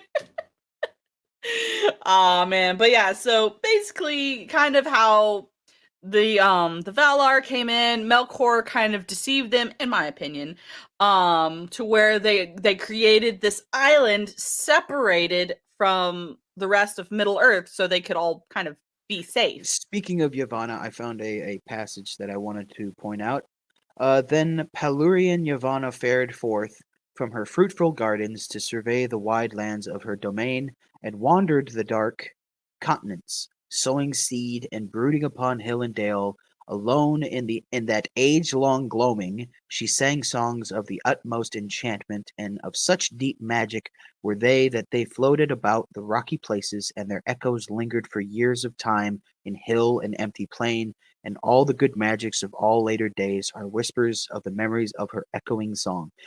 That is one paragraph out of like one passage of this chapter, Hmm. and just The detail the of what each god detail. did. Yeah, that is exactly what you're getting when you read this book. So you're getting a lot of detail, which is awesome. If like at one point when I read this, I really loved the detail, but now that I'm reading it again, I'm just like, yeah, yeah, yeah. Yvonne's amazing. She's the goddess of plants. Let's move on. But that's just me having read these books for ages. But if you're new to reading these books and you try to read this, it's gonna like smack your mind like a ton of bricks with all of the detail, and it's gonna be hard to absorb. So you have to read it a couple times, and that's my only complaint with this style of writing, the Silmarillion, the all of the histories. Like it's very in depth. When you read the Lord of the Rings, you can read that. It's a cakewalk. It's easy. It's easy to read that. It is difficult to read these, especially with today's culture where our memories and our attention spans are very, very short. Hmm. So that is why we have to pay attention to what Tolkien said and what Tolkien wrote and what Tolkien published, and then compare that to what is happening to the Rings of Power. The Rings of Power is perfect for a goldfish. The Hmm. Rings of Power is just like, ooh, look at the shiny. Ooh, look at that. That's pretty. I'm gonna watch this. I'm gonna get Amazon Prime for the next 5 years and support this content because it's nice and pretty. But then when you actually dive into this type of lore, and then you read it, and it's, let me go back. And it says, and she wandered the dark continents, sowing seed and brooding upon hill and dale. Like she created every single plant, every single tree, every single bush, everything. Everything that was vegetation, she created. And she took her time doing it because it says, alone in that age long gloaming. Age long. How long is that? We don't know How long how. is an age? I don't know. We don't know. So that means she could have taken thousands upon thousands of years to create the continents because Aulai would have been creating the earth and she would have been creating the forest that was on top of the earth. That is what we know. That is all we Mhm. know. That is all we need to know. And that is what's stated in the Silmarillion, and it's restated here in more detail. Which So, is really cool because, like, when you think about like like, no wonder she created the Ents, and like how it also gives you an understanding of how much she probably disliked Saruman, Because, like, what did Saruman do? He decimated a forest, and the Ents were like, the F? We're out. We're off. We're about to murk some folks. And the thing about it is, the Eagles were in constant contact with Manwë. They could talk to Manwë whenever they wanted. They were not limited to that. I'm wondering if Treebeard talked to Yavanna. If Treebeard was talking to Yavanna about, like, hey, where did my Entwives go? Can you help me out with that? Can you help me find them?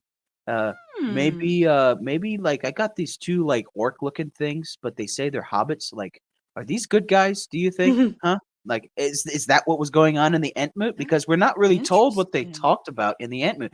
That is something that Amazon could have done, and it would have been funny.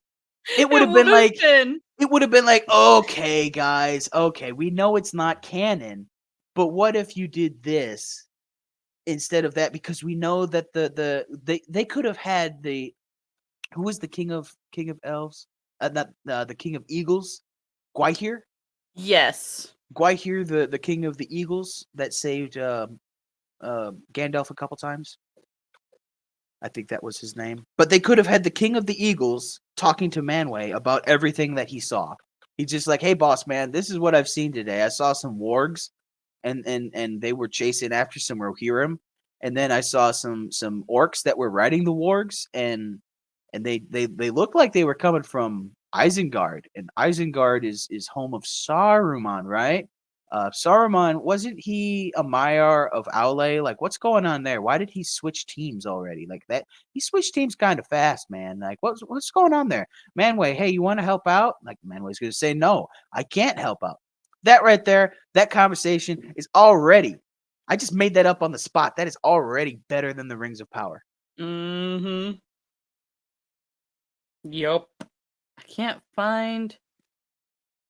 I'm not gonna spend forever looking this up. But also, so, like, yeah, the overview of, yes, the It's Valar came Thorondor. in.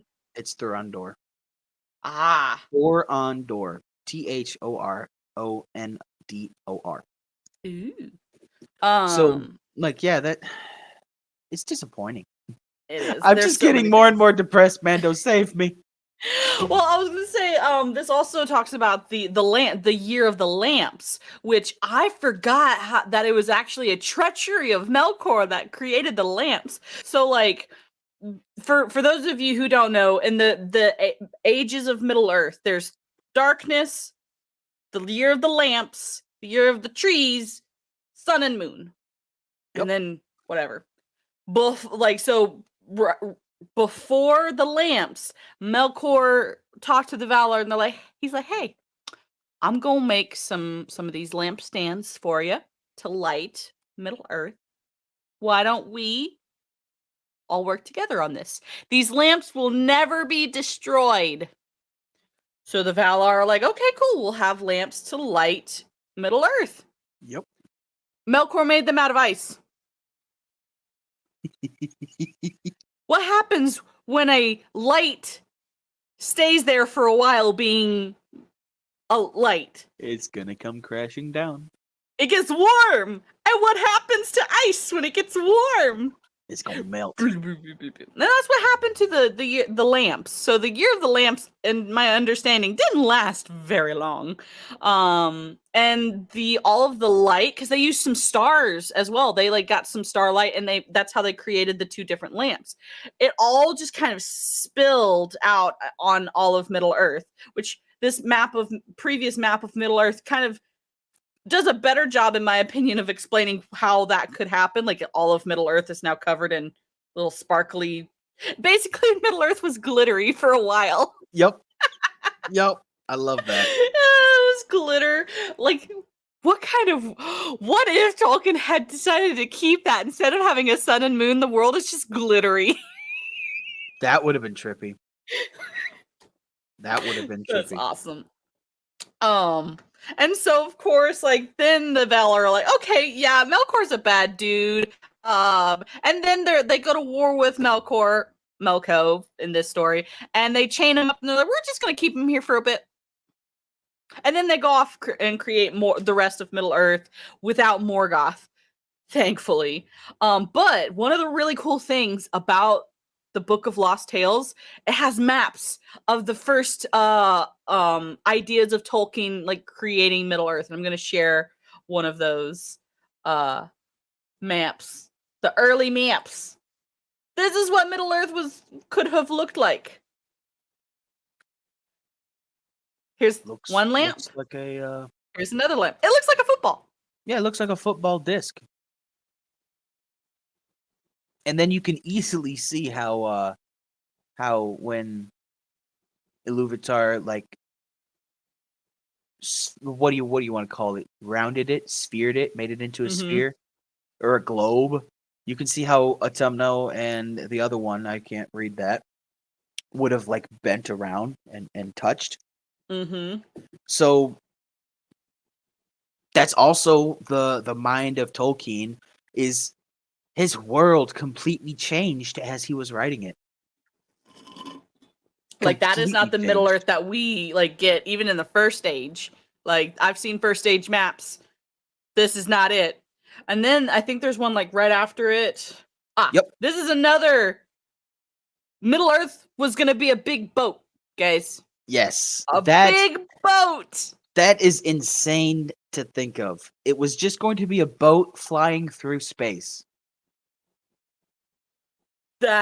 I'm sorry, that's cool, man. That's hard to wrap my head around. I'm like, how is gravity gonna work on that? How are the rivers gonna flow? Like how is the air system, like the water cycle or anything like that? Anything that we know for like physics, how is that going to work? Right. But also the other thing that's kind of cool, if you remember some of the descriptions of some of the Numenorian boats and stuff, like I think he reused this design in other Yes, absolutely. boats. And that's what he was known for. He was known for taking notes on one thing and then scrapping that project, but taking the bones and using those as the foundation for other ideas that actually he found more appealing. Because if he had found, that's the thing about artists and writers. If they think that they have found something appealing to them, they will do that. That's what I think is missing in today's pop culture, is people are creating content to please other people, to please fans and to please customers. If you're making something to please customers, that's not a good way to go about a business. You have to make something that you are going to be proud of. Thad says, well, the boat was before he had decided to make his legendarium less abstract and more tied into the existing Earth. See, that's what I'm saying. That's exactly what I just said, Thad. That it was an idea that pleased him at one time, and then he was like, nah, I want to have it more Earth-like. So, perfect example of having a very, very strange world, Terry Pratchett's Discworld. It is a disc that is Look sitting... at the little fish. I love it. And that's probably a gigantic whale or something. So if you take Terry Pratchett's Discworld, it is literally a disc that is sitting on the back of elephants that are standing on the back of a gigantic turtle. That is the Discworld. That's how insane Terry Pratchett's world was. I agree, Thad. The boat idea is still better than Rings of Prime. Oh, don't be sorry about that, because it's completely accurate. It is. I would rather this. I would have rather they got the rights to just the Book of Lost Tales and did this. Yep. Absolutely. It would have been better. It would have been better, because most people don't even know that this was an idea that Tolkien had. Like, it just, like, yeah, we're gonna make things super weird and out there. Here you go. I mean, here's the weird and out there. This boat universe, like, well, the boat world idea is not the strangest thing that I've read in mythology. It's not. I mean, who's that guy in Greek mythology that gets? I think it's Atlas. Hephaestus that gets chained to the rocks, and he has an eagle or like a hawk like peck out his eyes every single time. His liver and his eyes. Yeah, so like that's pretty weird and messed up. I'd rather go with the boat world thing than that. So it's Tolkien loved to change his mind. That's what we can come up with. Tolkien loved to change his mind, and what he settled on is what he published, and he published The Hobbit and The Lord of the Rings. That is what we know that he published when he was alive. When he died, he left the Silmarillion and all the histories to his son Christopher, and Christopher sifted through all of his notes and all of his documents and all of his pre-written writings, like all the writings that Tolkien was like, yes, this is going to be added to the Silmarillion. We know this. I talked to you about it, son. We're going to add this, this, and this. But then here's all of this stuff that I thought about. Go ahead and use your best judgment and whatever you think would fit with this story, because you have this timeline of events that I want to follow for the Silmarillion. Do your best job. And I think we did get the best that Christopher Tolkien could have done with his father being dead while he was making the Silmarillion. So what we know for a fact is what is in the Lord of the Rings. What we know for a fact is what is in the Hobbit. And then Prometheus. Sorry. Prometheus. Okay, it wasn't Hephaestus. That's the Smith god, I think. Whatever. Mm-hmm. We're talking Lord of the Rings right now. So there was no way. I mean, as soon as you die, you stop talking. As soon as you die, you can't use your brain. So there's no way for you to change your mind. So if Tolkien had this as like, this is what he wanted in the Silmarillion, and he died and he didn't tell his son to change it, this is very well what could have happened. We could have had a boat that sunk because of Morgoth, and then it became the globe. Like that very well. Oh, that would have been so cool. Like, yeah, we were on a boat, and then there was holes in the boat. Yep. So now you have Middle Earth. Yeah. That would have been a better story than Rings of Power. Yep. And is there any more maps? I know that you have that website that is the interactive map, but is there any other maps in the book? Because all I see is the boat and that other one. That's all that I was seeing football as well. Let me go to table of contents real fast. I am there too. I don't see anything about. Yeah, I don't. Because there were very, very few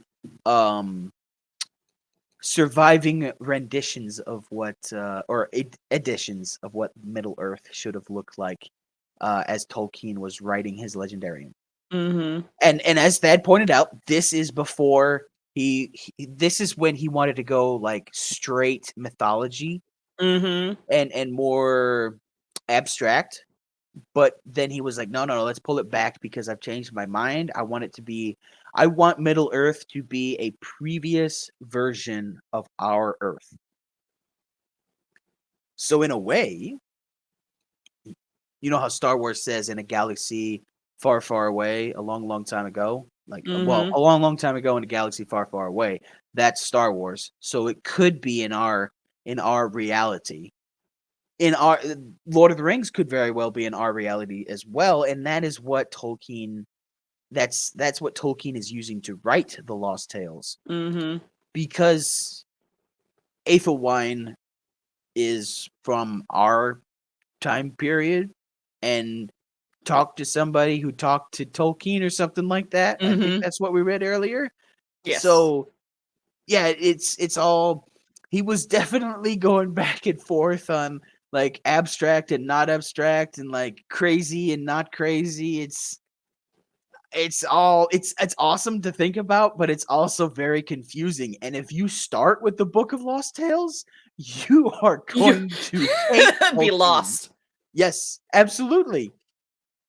Absolutely. Yeah, I was reading about the maps when I found that website. Apparently, one of Tolkien's unfinished project was to furtherize the maps to make Middle Earth always a sphere. Oh! Yep. That's that. See? Like Tolkien and his unfinished projects. That's what we need to call this. Tolkien and his unfinished projects. This is the podcast, guys. It's oh my gosh, the man was so creative and yet brilliant. Like, to get into the mind of Tolkien as either like British people nowadays or as Americans, you can't do it. Like our cultures are so far apart. They are so far removed. And to think, like, Tolkien said that he, like, not in so many words, but basically he was born in the wrong century. Like Oh, he imagine if he was born in Shakespeare's time. Imagine. he probably would would have been like, I don't like this new technology. This printing press is an abomination. Yes, I mean, he would have found something to complain about, but he would have been like, Oh, "Let's man. go back to just tilling the earth with a wooden hose and using our oxen and our donkeys to till the land. That's what we need. That's all we need. We don't need no stinking printing presses. We don't need gunpowder. Oh, Gunpowder will just bring about the end of the world." imagine if he was in the beginning of the Bronze Age.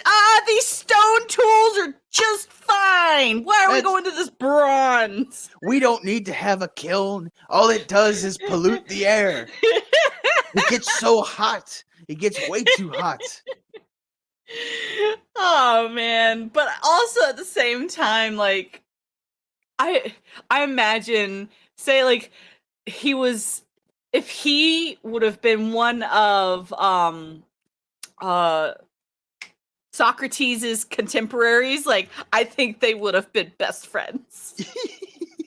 I think that they would have they would have went toe to toe on some philosophy. That's for sure. Because I don't think Tolkien in any age would have changed. I think Tolkien came out Tolkien, and I think Tolkien, J.R.R. Tolkien, I think he would have remained the same no matter what time period you put him in. Man, He would have found inspiration from the many religions around the world, or the many religions around North Africa, the Middle East, and in Europe. He would have found inspiration from there, and then he would have probably still come up with some form of Lord of the Rings, probably. because I mean, we have Greek you only mythology. you only get a writer like that once in a generation, and his effect, the ripple that he has made is still affecting fantasy, and probably will affect fantasy for a very, very long time. He set the archetype for what a fantasy writer is supposed to be. Yes. Welcome back, Jacob. We're so basically, to kind of catch you up, this is one of the possible designs for Middle Earth. It was going to be a big boat flying through space.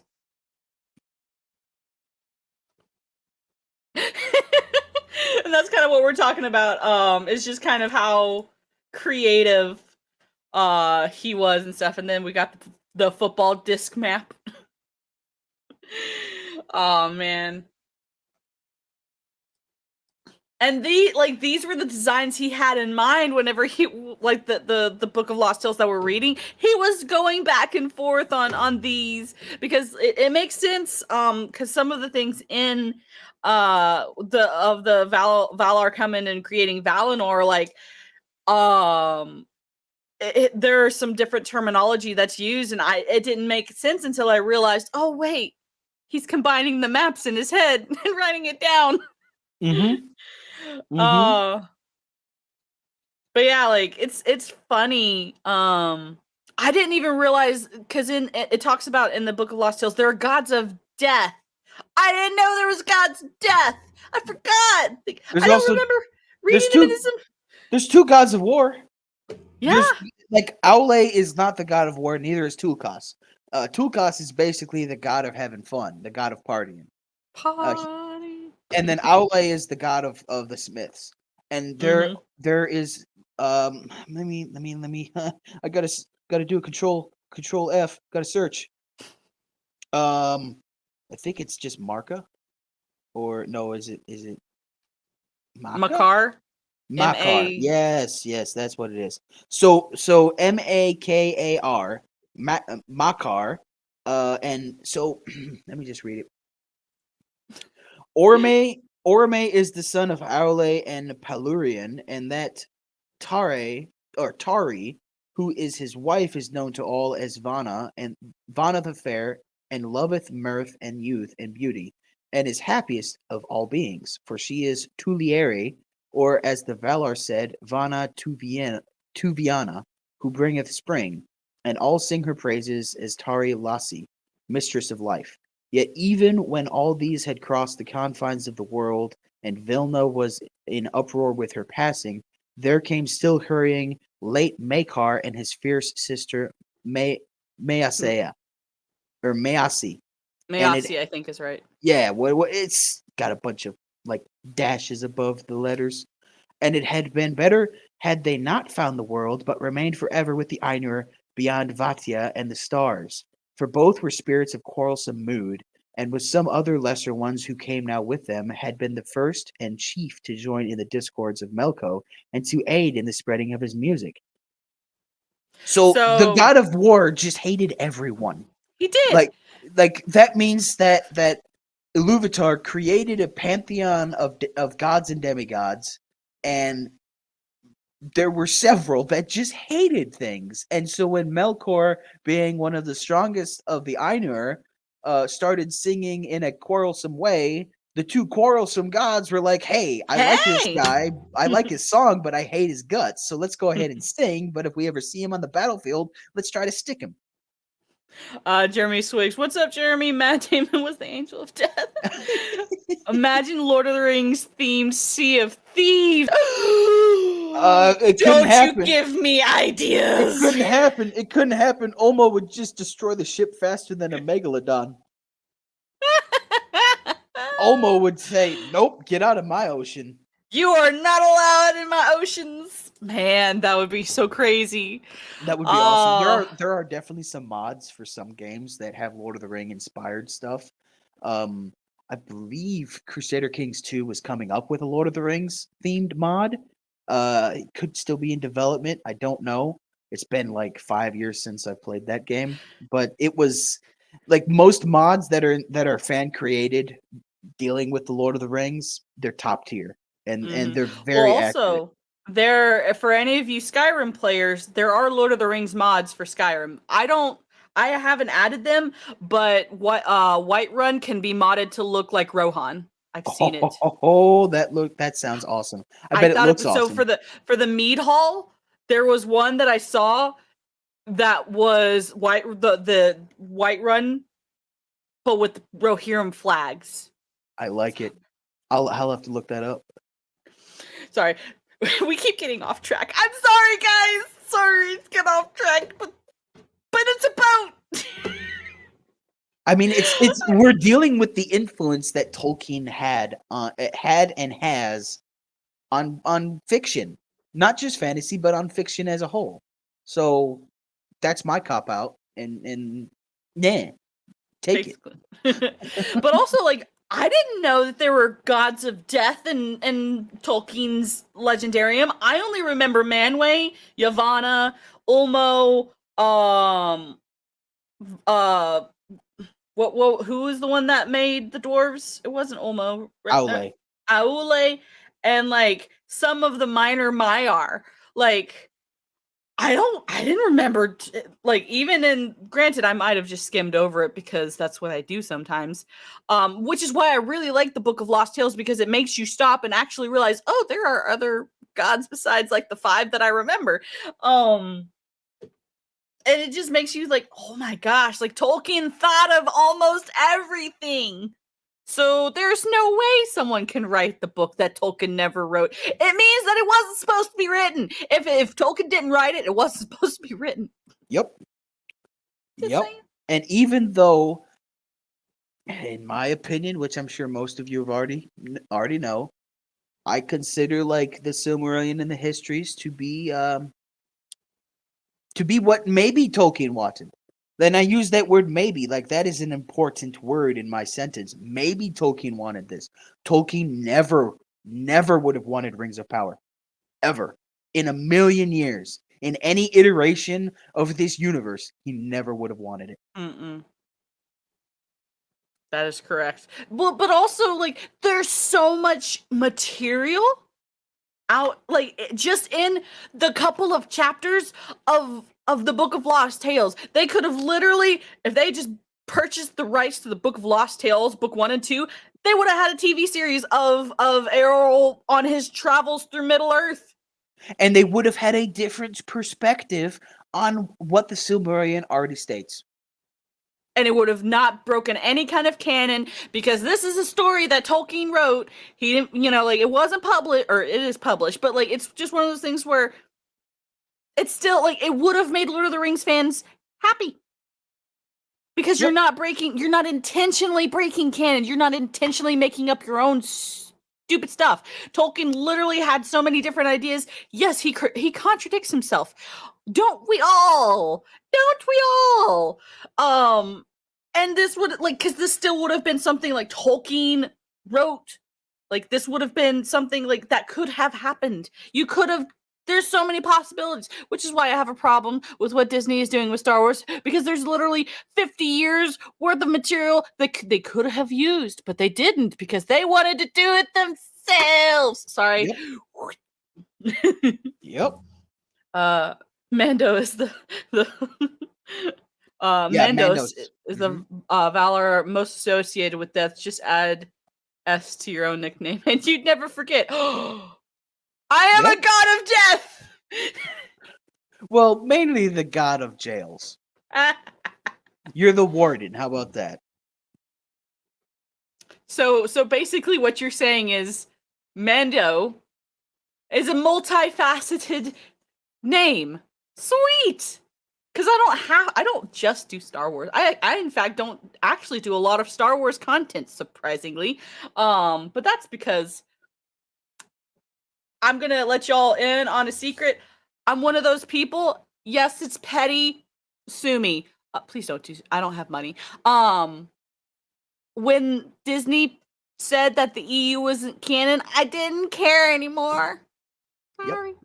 Yep. As soon as they said that the EU wasn't canon, I not only did not care about Star Wars in general, but no, I mean, I didn't care about the EU anymore. I didn't care about Star Wars in general.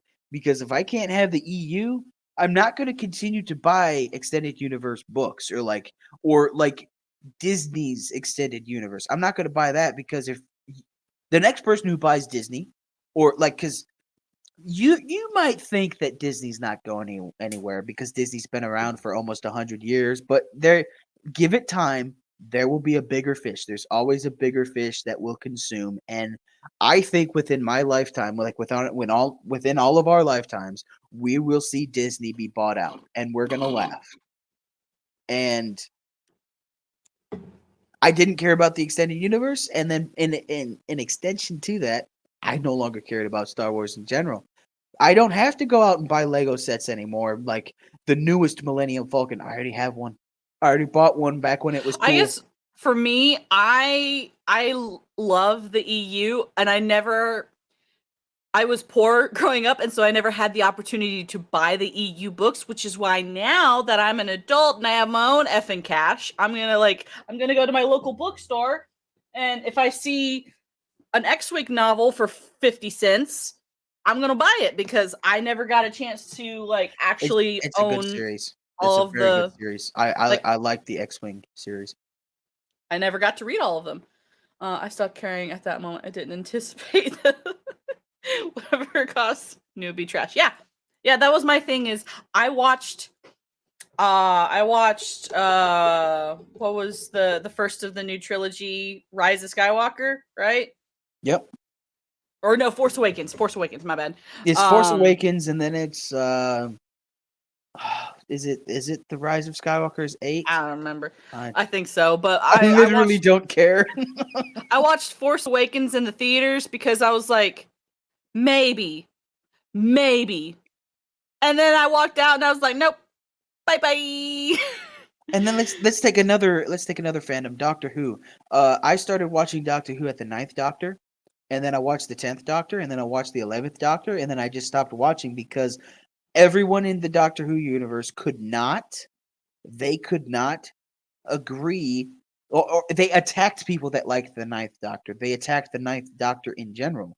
They didn't like people who enjoyed the 10th Doctor or the 11th Doctor or what have you. Then you had the people that were the purists and that were like, you can only watch the wow. The books died to me. Literally, I burned over 100 novels on a barbecue grill when that turd Jason Solo killed Mara Jade. Wow.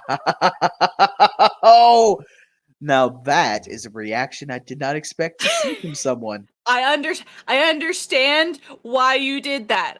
It makes me sad because I would never. I'm kind of like when Gary talks about comic books. Like even if he hates them, he still wants you to treat them with respect. That's kind of how I am about books. Like yeah, a book can be trash and should probably be lit on fire, but I still like. I'm just like, oh, 100 books just up in smoke. because I read Fahrenheit 451 one too many times and it had scared me.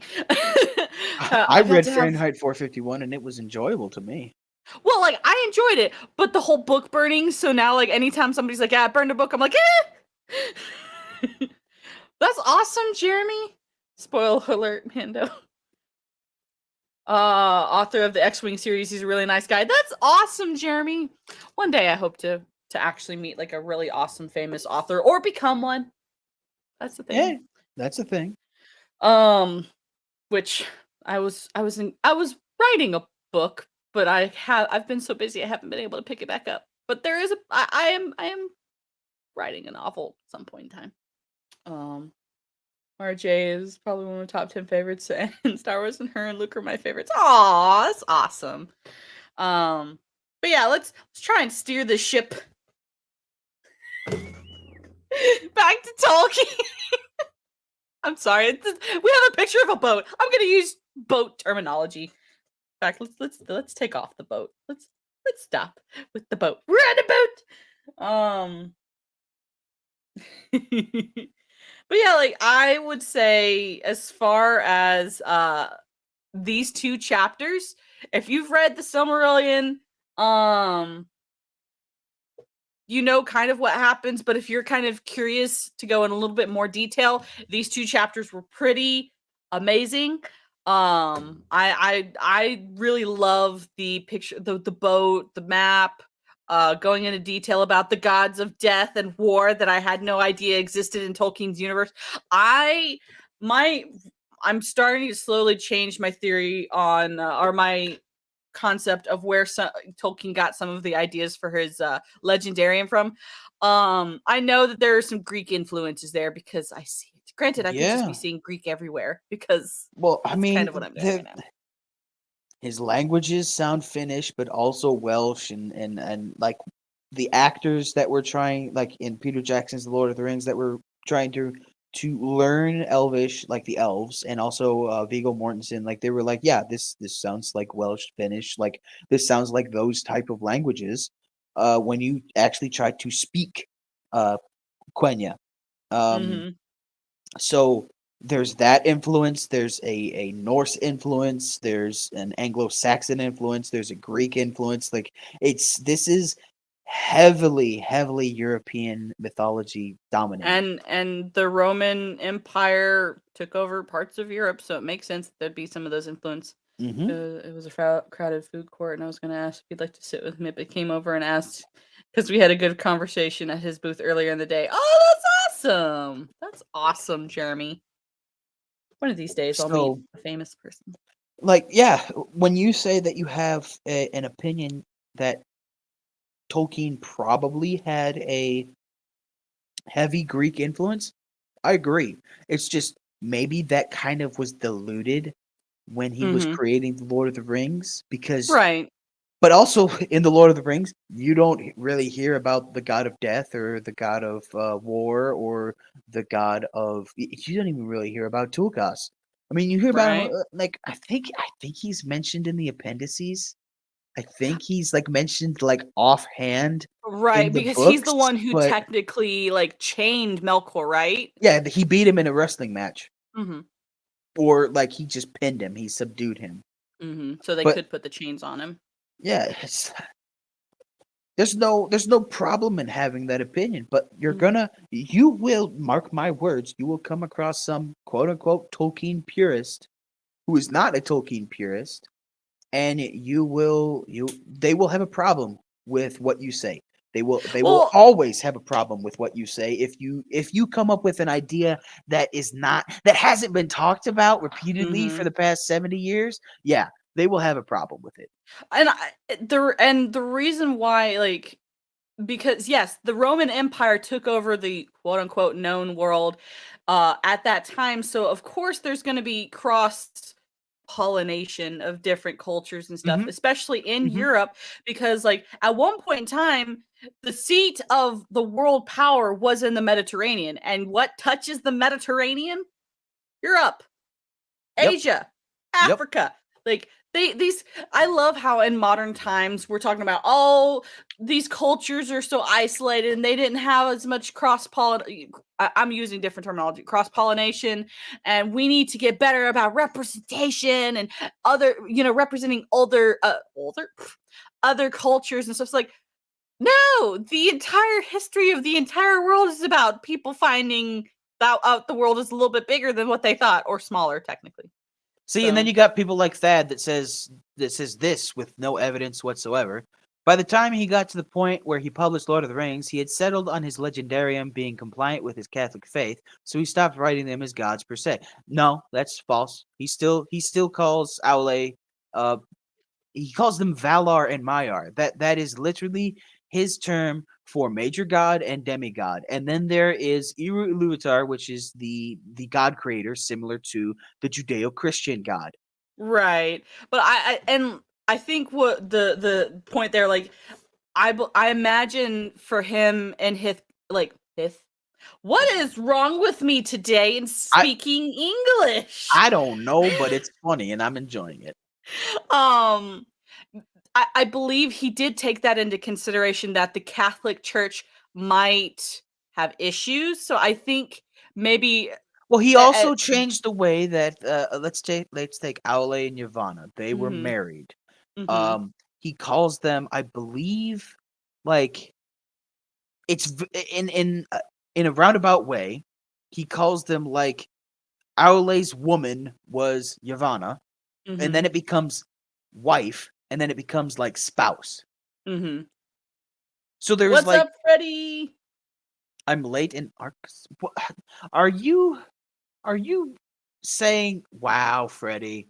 What Freddie, is he saying? Am I it's missing a it's thing? like late and gay. I'm pretty sure. Pretty sure that's what Freddie's getting at because that's what they say about Nerdrotic whenever he's late. Yeah. Oh. Yeah. See, y'all, Yeah, Freddie. sometimes I don't what is wrong? Waiteth. What is wrong with the way you are talking today? I've been reading too much Shakespeare, So sorry. yeah, like and that goes back to what I've always been saying the past couple podcasts is that Tolkien only published The Hobbit and The Lord of the Rings, and everything in the past before he published The Lord of the Rings, he flip-flopped on. Everything, because he's a writer. He was working things out in his mind. While he was working things out while he was in the military, he was working things out while he was working on the dictionary for Oxford. He was working things out while he was a professor at Oxford. So he had an entire career and then his legendarium in the back of his brain, multitasking constantly. So you can't really blame the guy when he changes something in a previous manuscript and it doesn't fit your narrative that you want Tolkien to have. Like whenever people say that Tolkien injected allegory, Catholic allegory into the no, he didn't. If he did, then it was just a roundabout way of doing it because he was a devout Catholic. There's Right. nothing wrong with It's that. it's But one of those things. when you say for a fact, this is a Catholic allegory and this is what Tolkien meant, and you're putting words into Tolkien's mouth, I do have a problem with that. And I so think the by thing that saying that he was going to be compliant with his Catholic faith, that is putting words in Tolkien's mouth. That is putting actions that Tolkien never said that he did on purpose. but the And you're thing is, saying like, that he did it on purpose. he's being a devout Catholic. It's part of your DNA. Like, I, as a Christian, like, I use Christianese all the time. It's just part of my everyday language. And so I imagine like with how Catholic Tolkien like was, it just naturally would have flowed out. Like And yet he he was taking from pagan he religions. was, but also at the same time, And that within the Catholic faith, there are certain things you have to be like stay within the confines of Catholicism. And Like, I yes, he understand does that. use magic, but I am like, because he is Catholic and there are rules to Catholicism, he would have had to make sure that someone, a bishop, somebody somewhere who higher ranking member of the Catholic faith than him would have approved of certain things, because that's also who he was. Like, because of how Catholic he was, he would have made sure that, and Having with had it, a priest for a father figure, yes. yes, Because his and father died, and then his mother died, and the Mhm. only person in his life that had basically any authority over him was a priest. Yes, it would have been ingrained in him. It would have just been natural. So if he were to go ahead and create a story that it is just a fairy tale, that was the point. He has stated many times that he just wanted to create a story. He just wanted to Mhm. make a fairy tale. And then he wanted to create a mythology for the English, I believe he said English people, or like Mhm. English race. And so that was the intent. Mhm. Anything else is a byproduct. And if you interject that byproduct as the actual intent, then you're wrong, in my opinion. And that's my argument. That is I legitimately think my argument. I think it's hard to try and in which there are some people who, like some of our detractors, who would try and separate Tolkien's Catholic faith from the work, though. Like, the work very much has Catholic allegories and It has a principles God and creator. things. It has a God creator that created everything, that is not Hmm. bound by time. That is the Judeo-Christian God, Hmm. no doubt. And so there are, of course, always going to be Catholic Christian aspects to his mythos, because that is who he was.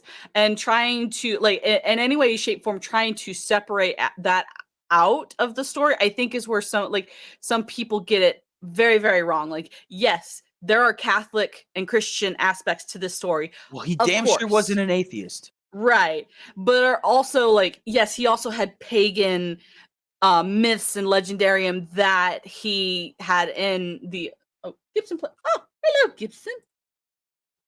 Same What's with the going people who on, say that Gibbs? Stanley wrote X-Men as a direct allegory to racism or something. Right, right.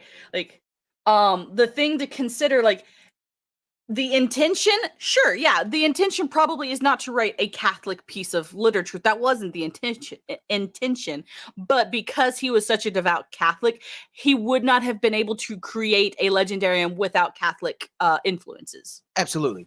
I'm not arguing there. Right. I'm not arguing with that. But to I say want to that make he sure was that's being stated. yes, I agree with that, but to say that he was being compliant with, to comply means that you're going to bend the knee. To comply with a mandate, to comply with orders, that is you saying, I'm going to follow along because that is what I want to do, Hmm. because that is what you want me to do. Instead, it was just a way of life for him to be a Catholic.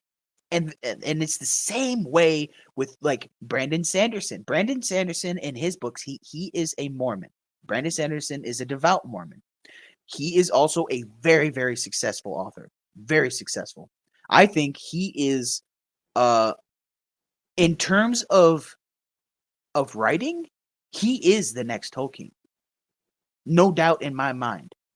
He finished Robert Jordan's book, and that was a feat in and of itself. And then he goes on to like create the Stormlight Archive. That is what you have. Mistborn, you have Elantris, you have Warbreaker, you have the Stormlight Archive. That's all in his Cosmere. That's all in his universe called the Cosmere. And he made, oh man, what was it? Uh 250 300 million for his Kickstarter, I think it was. Let me Think just Brandon Sanderson, because that's a key point to what I want to. while you're Brandon, looking that up, I'm going to read Jeremy Swig's comment. I think it's similar to the phrase separation of church and state. First, it isn't the law. It refers to not having a church no, not 300 ruled million. government, but it can still influence decisions. Eh, The actual separation of church and state is so that the state doesn't decide what the church can preach. yes, Um, yes. And then Thad tries to say comply means you adhere to a set of rules. The concept of bending knee is just one version of that. Yeah. I'm still correct. Right. You're complying with the mandate. When we complied with a mask mandate for a reason that I will not speak about on this podcast because it could get us kicked off. When we complied, that means we adhered to it, whether we believed in it or not. In order to do something, in order to get something we wanted accomplished, we had to do something in return. And that is not what Tolkien did when he was writing this book. He was not scared of the Catholic Church. He just indirectly, that is what I'm pointing out. He indirectly adhered to the Catholic faith because that is who he was. He was a Catholic, but he was also a British citizen, and he focused on being the British citizen because he loved the British people, and he did not like that there wasn't stories for the British people. And that is the point of the Lord of the Rings, to be a story for the British people. Brandon Sanderson in 1 month made $41,754,153 That's in a lot of 1 money. month. That's a lot of money. Let's see. So yes, when I say that he is the next Tolkien and he's probably going to end up being more successful in Tolkien, yes, that right there for an unreleased book. Well, 4 unreleased books. In general, what's wrong with people ruining a well-done book? What is the obsession of telling another side of the story? What's wrong with people ruining a well-done book? Because you're ruining a book. You're like any book should not be ruined. Then the obsession to tell it. Oh well, Freddie is Peruvian, and his English is his second language. Right. I'm trying to understand like what he means by that. Oh, pull it back up so I can see it. In general, what's wrong with people ruining a well-done book? Because that goes against what the author originally intended. And what Tolkien originally intended, and what he has stated, is that he wanted to create a story that everyone of all ages could enjoy. And he accomplished that with The Hobbit, and he accomplished it again with The Lord of the Rings. What is this obsession of tell another side of the story? Money. Basically. Oh, you were talking to somebody else. Thad, in letter 212, for example, he refers to the fall of man, which is depicted in the Bible being subsequent to the fall of the angels, which are the events of the Silmarillion. Letter, when you don't jump off a building, you're complying with the laws of physics. Compliance, like discrimination or anything else, is very contextual. Oh, okay. Yeah, I think the main thing is like the definition of compliance is a little bit broader, and I think some people, and not just like us here today, but like there are a lot of people, using one end, like 2 extreme ends of the spectrum, as far as like the word compliance, like.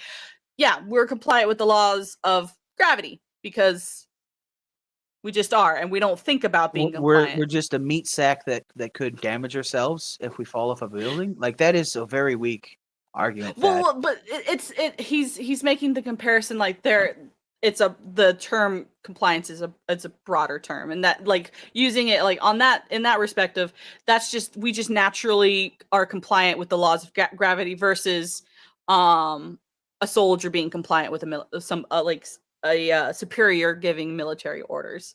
Now I think that's a better argument. Yours right there with the military. That's a better argument.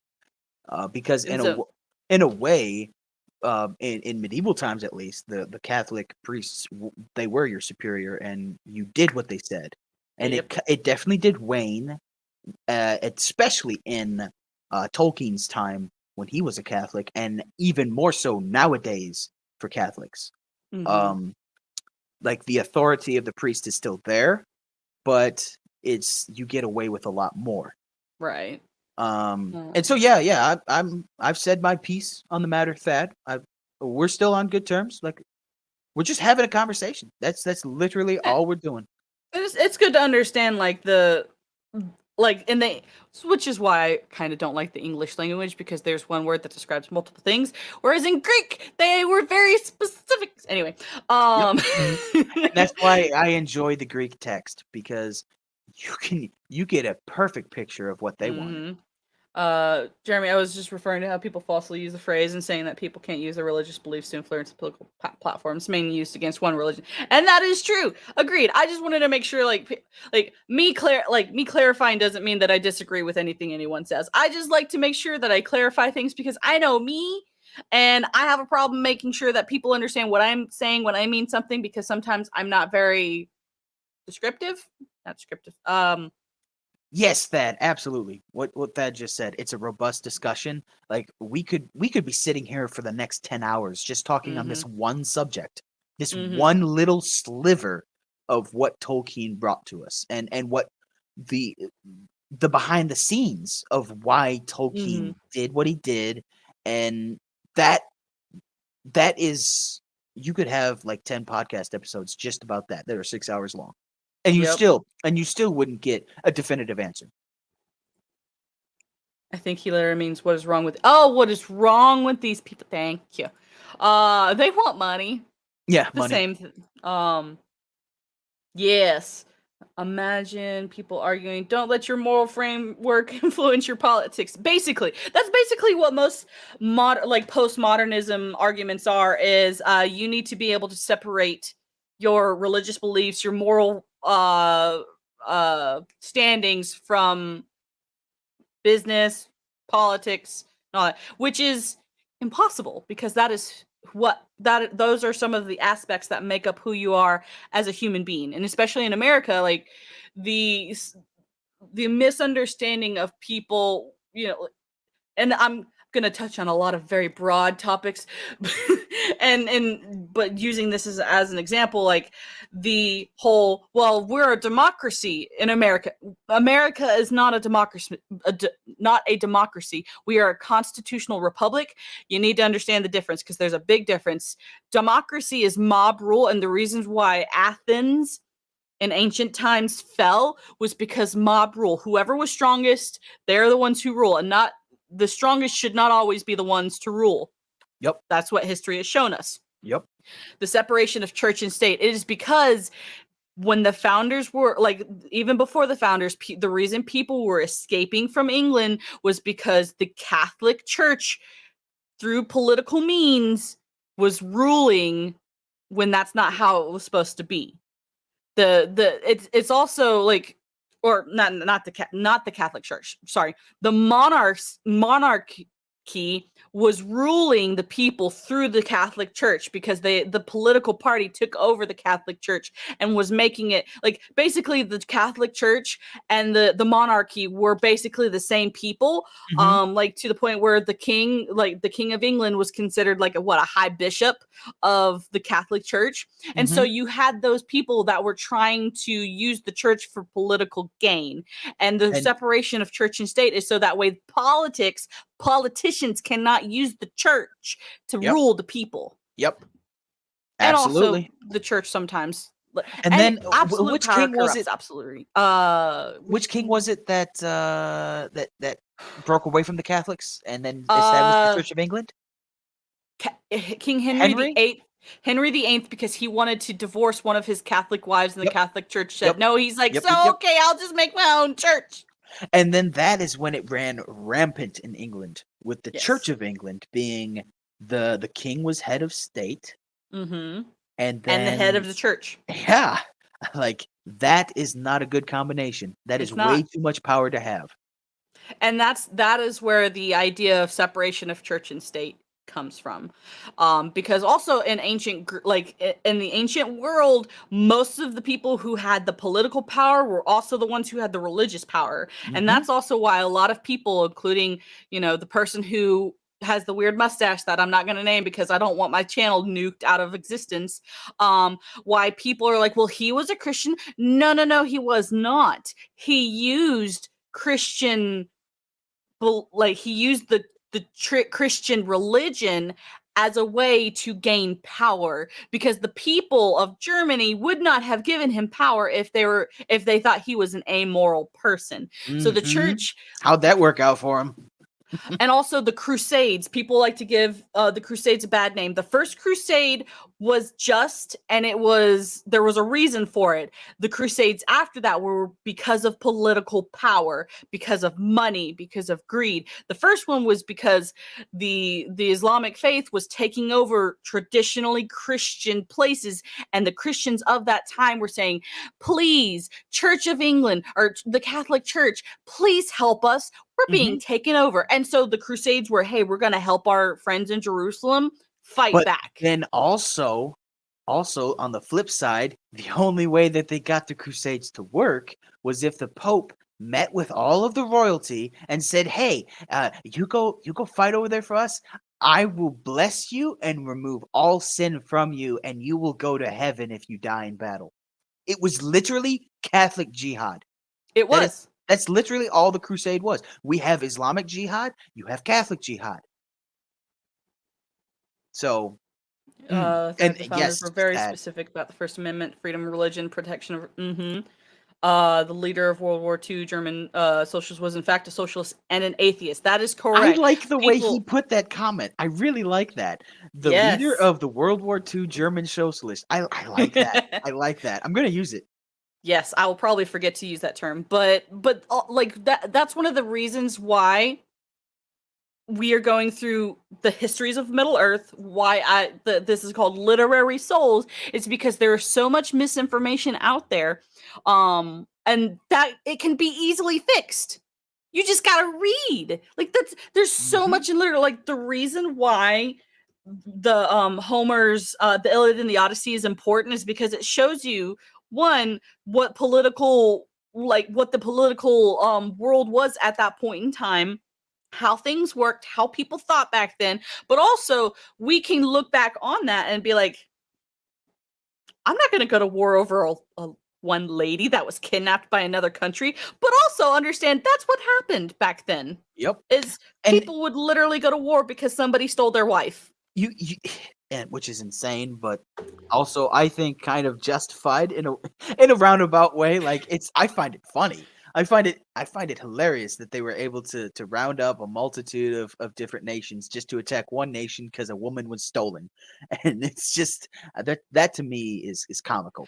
But also, it shows. To get back to Tolkien and about the way people thought back then, you have to understand this is the tail end of the Victorian era. The Victorian era was the industrial age. It was the age of enlightenment. It was the age of art. Like so much art was produced in that age.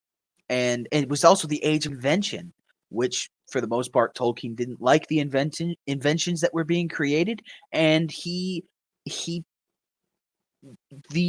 Ents are a perfect example of the embodiment of how much he did not like the revolution, the revolutionized way we were inventing things. Yes, I agree with that. I call them World War German socialists not only to avoid Mama Susan's hammer, but to remind leftists that leftism did what those World War II German socialists did. Yes. Yep. All right, Gibson, thank you so much for hanging out. We're probably going to get close to the end soon. Yep. Later, Gibbs. But yeah, like the reason why and this is me speculating here, but it's based on reasons and logic. One of the reasons why Tolkien wanted to write stories and histories and things, like he liked history, was to also help us like learn lessons from history.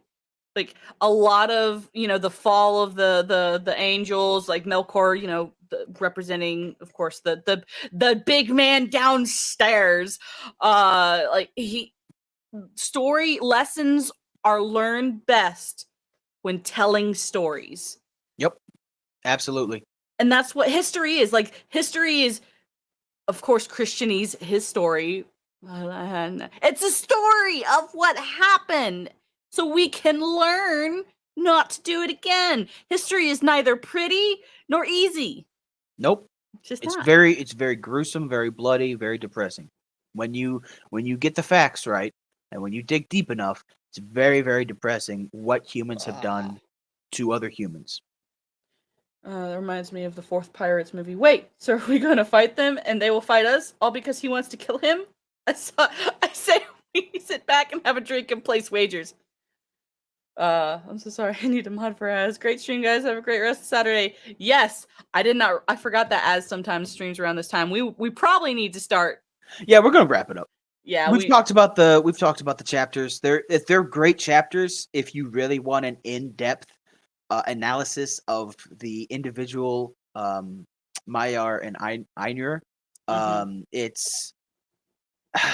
It's also pretty interesting how Tolkien writes about them and their drive. Like Makar, the god of war, he's unhappy all the time, and yet this is the first time that we hear about Makar. Like, he's not talked about in the Silmarillion. Right? He's not talked about in the Lord of the Rings or the appendices. But there is a god of war, and he's very upset, and so at everything.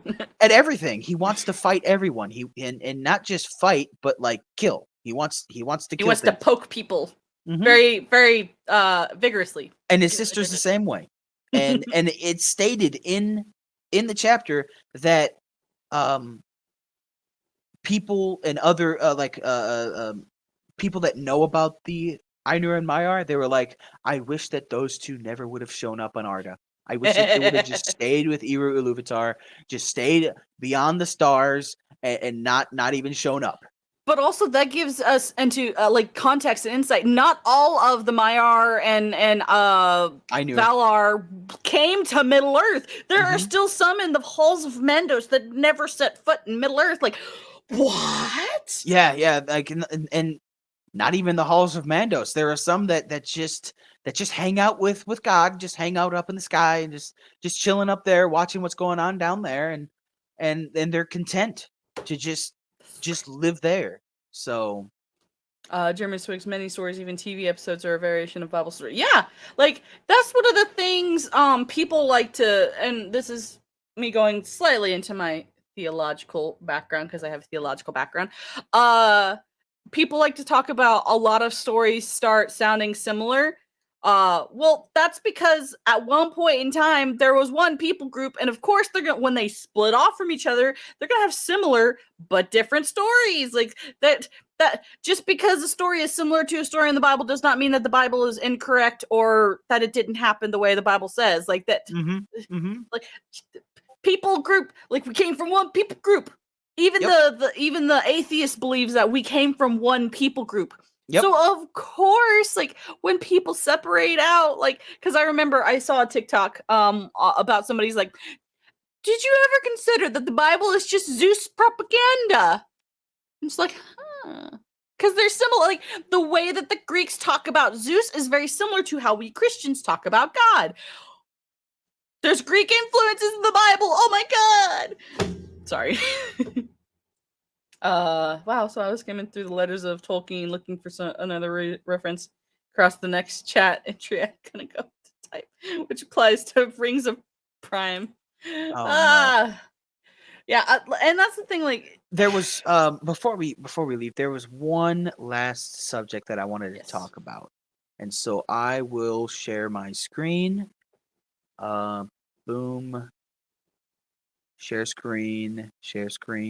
This one, share.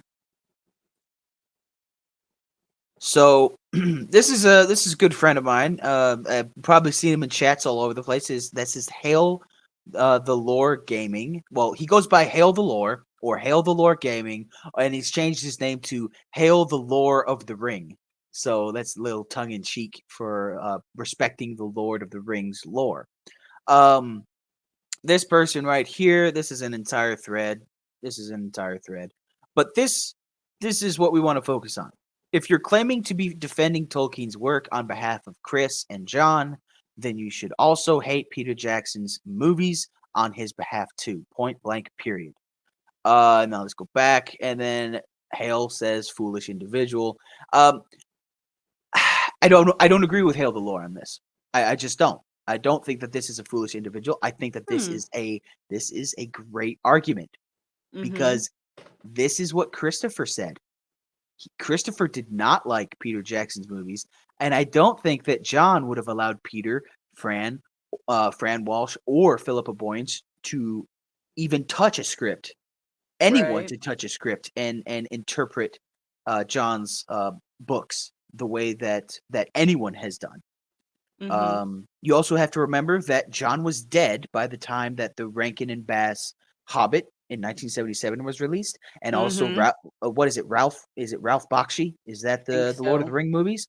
He was also dead by that time too. So it would be impossible to please John, and in a roundabout way, it'd be impossible to please Chris. And there are some Tolkien purists that do not like Peter's movies. That just do and that's not a like fair it. take. I agree. That is a fair take. I disagree that like this is where I would like if I were to sit down and have a conversation with Tolkien, I would probably like and that does bring up a point. Like he was looking at making like a possible adaptation. He was looking at possible the visual medium for his book. But the thing to consider is he was very specific on how he wanted something. Very picky, yes. Very picky. And I think I understand why, and I agree that he should be picky, but I also am of the opinion that sometimes it's okay to compromise a little bit on some things. This If it's not this is my opinion on Peter Jackson's 2001, 2002, and 2003 trilogy, The Lord of the Ring movies. It is the best interpretation of J.R.R. Tolkien's book, The Lord of the Rings, that we may ever get in a theatrical release. It was released for theaters. It was not released to be binged as a TV series. It was not released to be a weekly TV series. It was not released as a radio show. It was not released in an audiobook. It was for movie theaters. And I think with the time frame that they had to prepare and the time frame and the actual mode of transportation that they were using being movie theaters, I think that it's a fantastic job. Now, Yes. is it completely accurate? No, it will never be. I don't think you will ever get any type of visual media that will be completely accurate to a written work. Ever. Not in a video game and not in a movie or TV series. Never. But I think Peter Jackson did a great job, and you can tell that by first off, since we like talking about money, the amount of money that he made, the amount of accolades that he got, and the amount of praise that he still gets from the fans. Yeah, and that makes a good point. Like, yeah, the reason why he didn't like a lot of the movie adaptations is because they were just gonna change everything. What Rings of Power are doing right now, they were gonna change stuff, and that's like I understand why he like is like a completely like when you've been burned so many times, you become completely against something. Like I think that's why he was completely at one point in time in his life. I think he was basically, in essence, not like maybe not verbally saying these exact words, but in essence, he's like, I never want a movie to be made about my work because everyone just changes everything. Yep. And I he had been understand that. burned. He had been burned so many times by trusted editors and trusted publishers. They wanted to change dwarvish to dwarfish. They wanted to change elvish to elfish. Like changing the way the phonics of the way his words sounded, and changing the grammar of his created language. He had been burned far too many times, and he wasn't going to let it be destroyed completely and have it remain in circulation. A very, very poorly made radio show or a very, very poorly made movie. In the same letter, he specifically says that Galadriel is not an elven queen, and they are crowning her in this crap shit. Yeah, like Galadriel. At most, she is an elvish princess. She's a lady. She always referred like even when she could have been queen of Lothlorien, she wanted to be referred to as the Lady of Lothar. Like like even though, and this was her character, her growth, that this is why she was never supposed to be crowned queen of anything, is because the whole reason she wanted to come to Middle Earth was to rule a realm of her own, to basically be queen. And her realizing that about herself is why she never allowed herself to be named queen, is because she knew she would be feeding into something very dark and very sinister, and she would go down a rabbit trail that she had seen all of her relatives go down. All of her relatives died because of greed, and she sees that and she's like, I see that inside me. I am not going to allow myself to feed into that. And that's why she never allowed herself to become queen. Like, even when she was offered the ring, what did she say? That she would become a queen. So she never allowed herself to become queen because she knew that was a weakness. And that, like, and she was also involved in so many royal courts, and she saw how that went down and how it almost always failed, especially considering that elves are immortal and they know they're immortal. Like, that's why, is it Gondolin? I believe it's Gondolin that is the secret. It's the refuge. Like, that is why Gondolin survived so long. Because no one was let in and no one was let out. They had enough space that they could live for generation upon generation and live perfectly fine, perfectly content lives.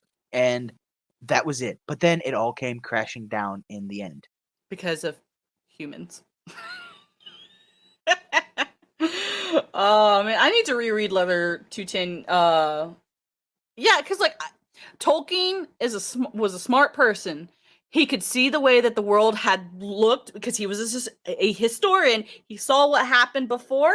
What happens when you know history? You don't tend to repeat things when you know somebody's already tried it. And he saw what people were doing. And he's like, they're about to start repeating history. And that's why he's like, I know what's going to be coming down the road because of humans. Yep.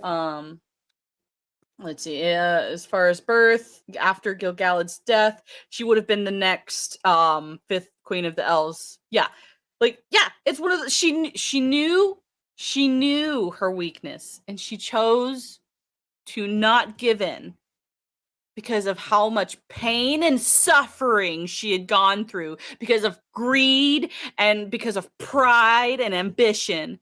Because in the beginning, she had all of the same things that Feanor had. She had all of the same makings that all of the Noldorian elves had. She saw it. She made a decision, and that's where I think we should leave off. Yeah, because people we're gonna are starting to the viewership starting to go down. Yeah, well, we're gonna leave off on that because that is a perfect point to leave off on. I think, because it just proves what Tolkien is talking about. He knows what he's talking about, and he knew the character. He actually wrote a very strong, independent woman with Galadriel. So, very wise, strong, independent women. All right, guys. Well, it has been fun. We are almost at the 3-hour mark, but we're not going to be quite there. So sorry for all of you OCD people. I hope everyone has a great weekend. Enjoy Az's stream if that's where you guys are going. I've got stuff I got to do later on today, so you will not see me in there, but I will still try and be around for different streams. You'll see me in chats. I think I'll be streaming Tuesday, probably, most likely. That's the thing. And yeah, keep fighting the good fight.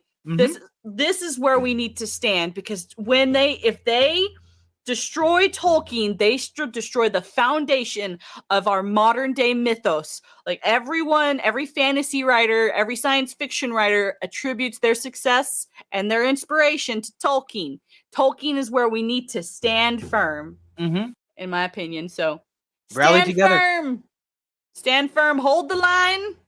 We'll see you guys next time. Bye.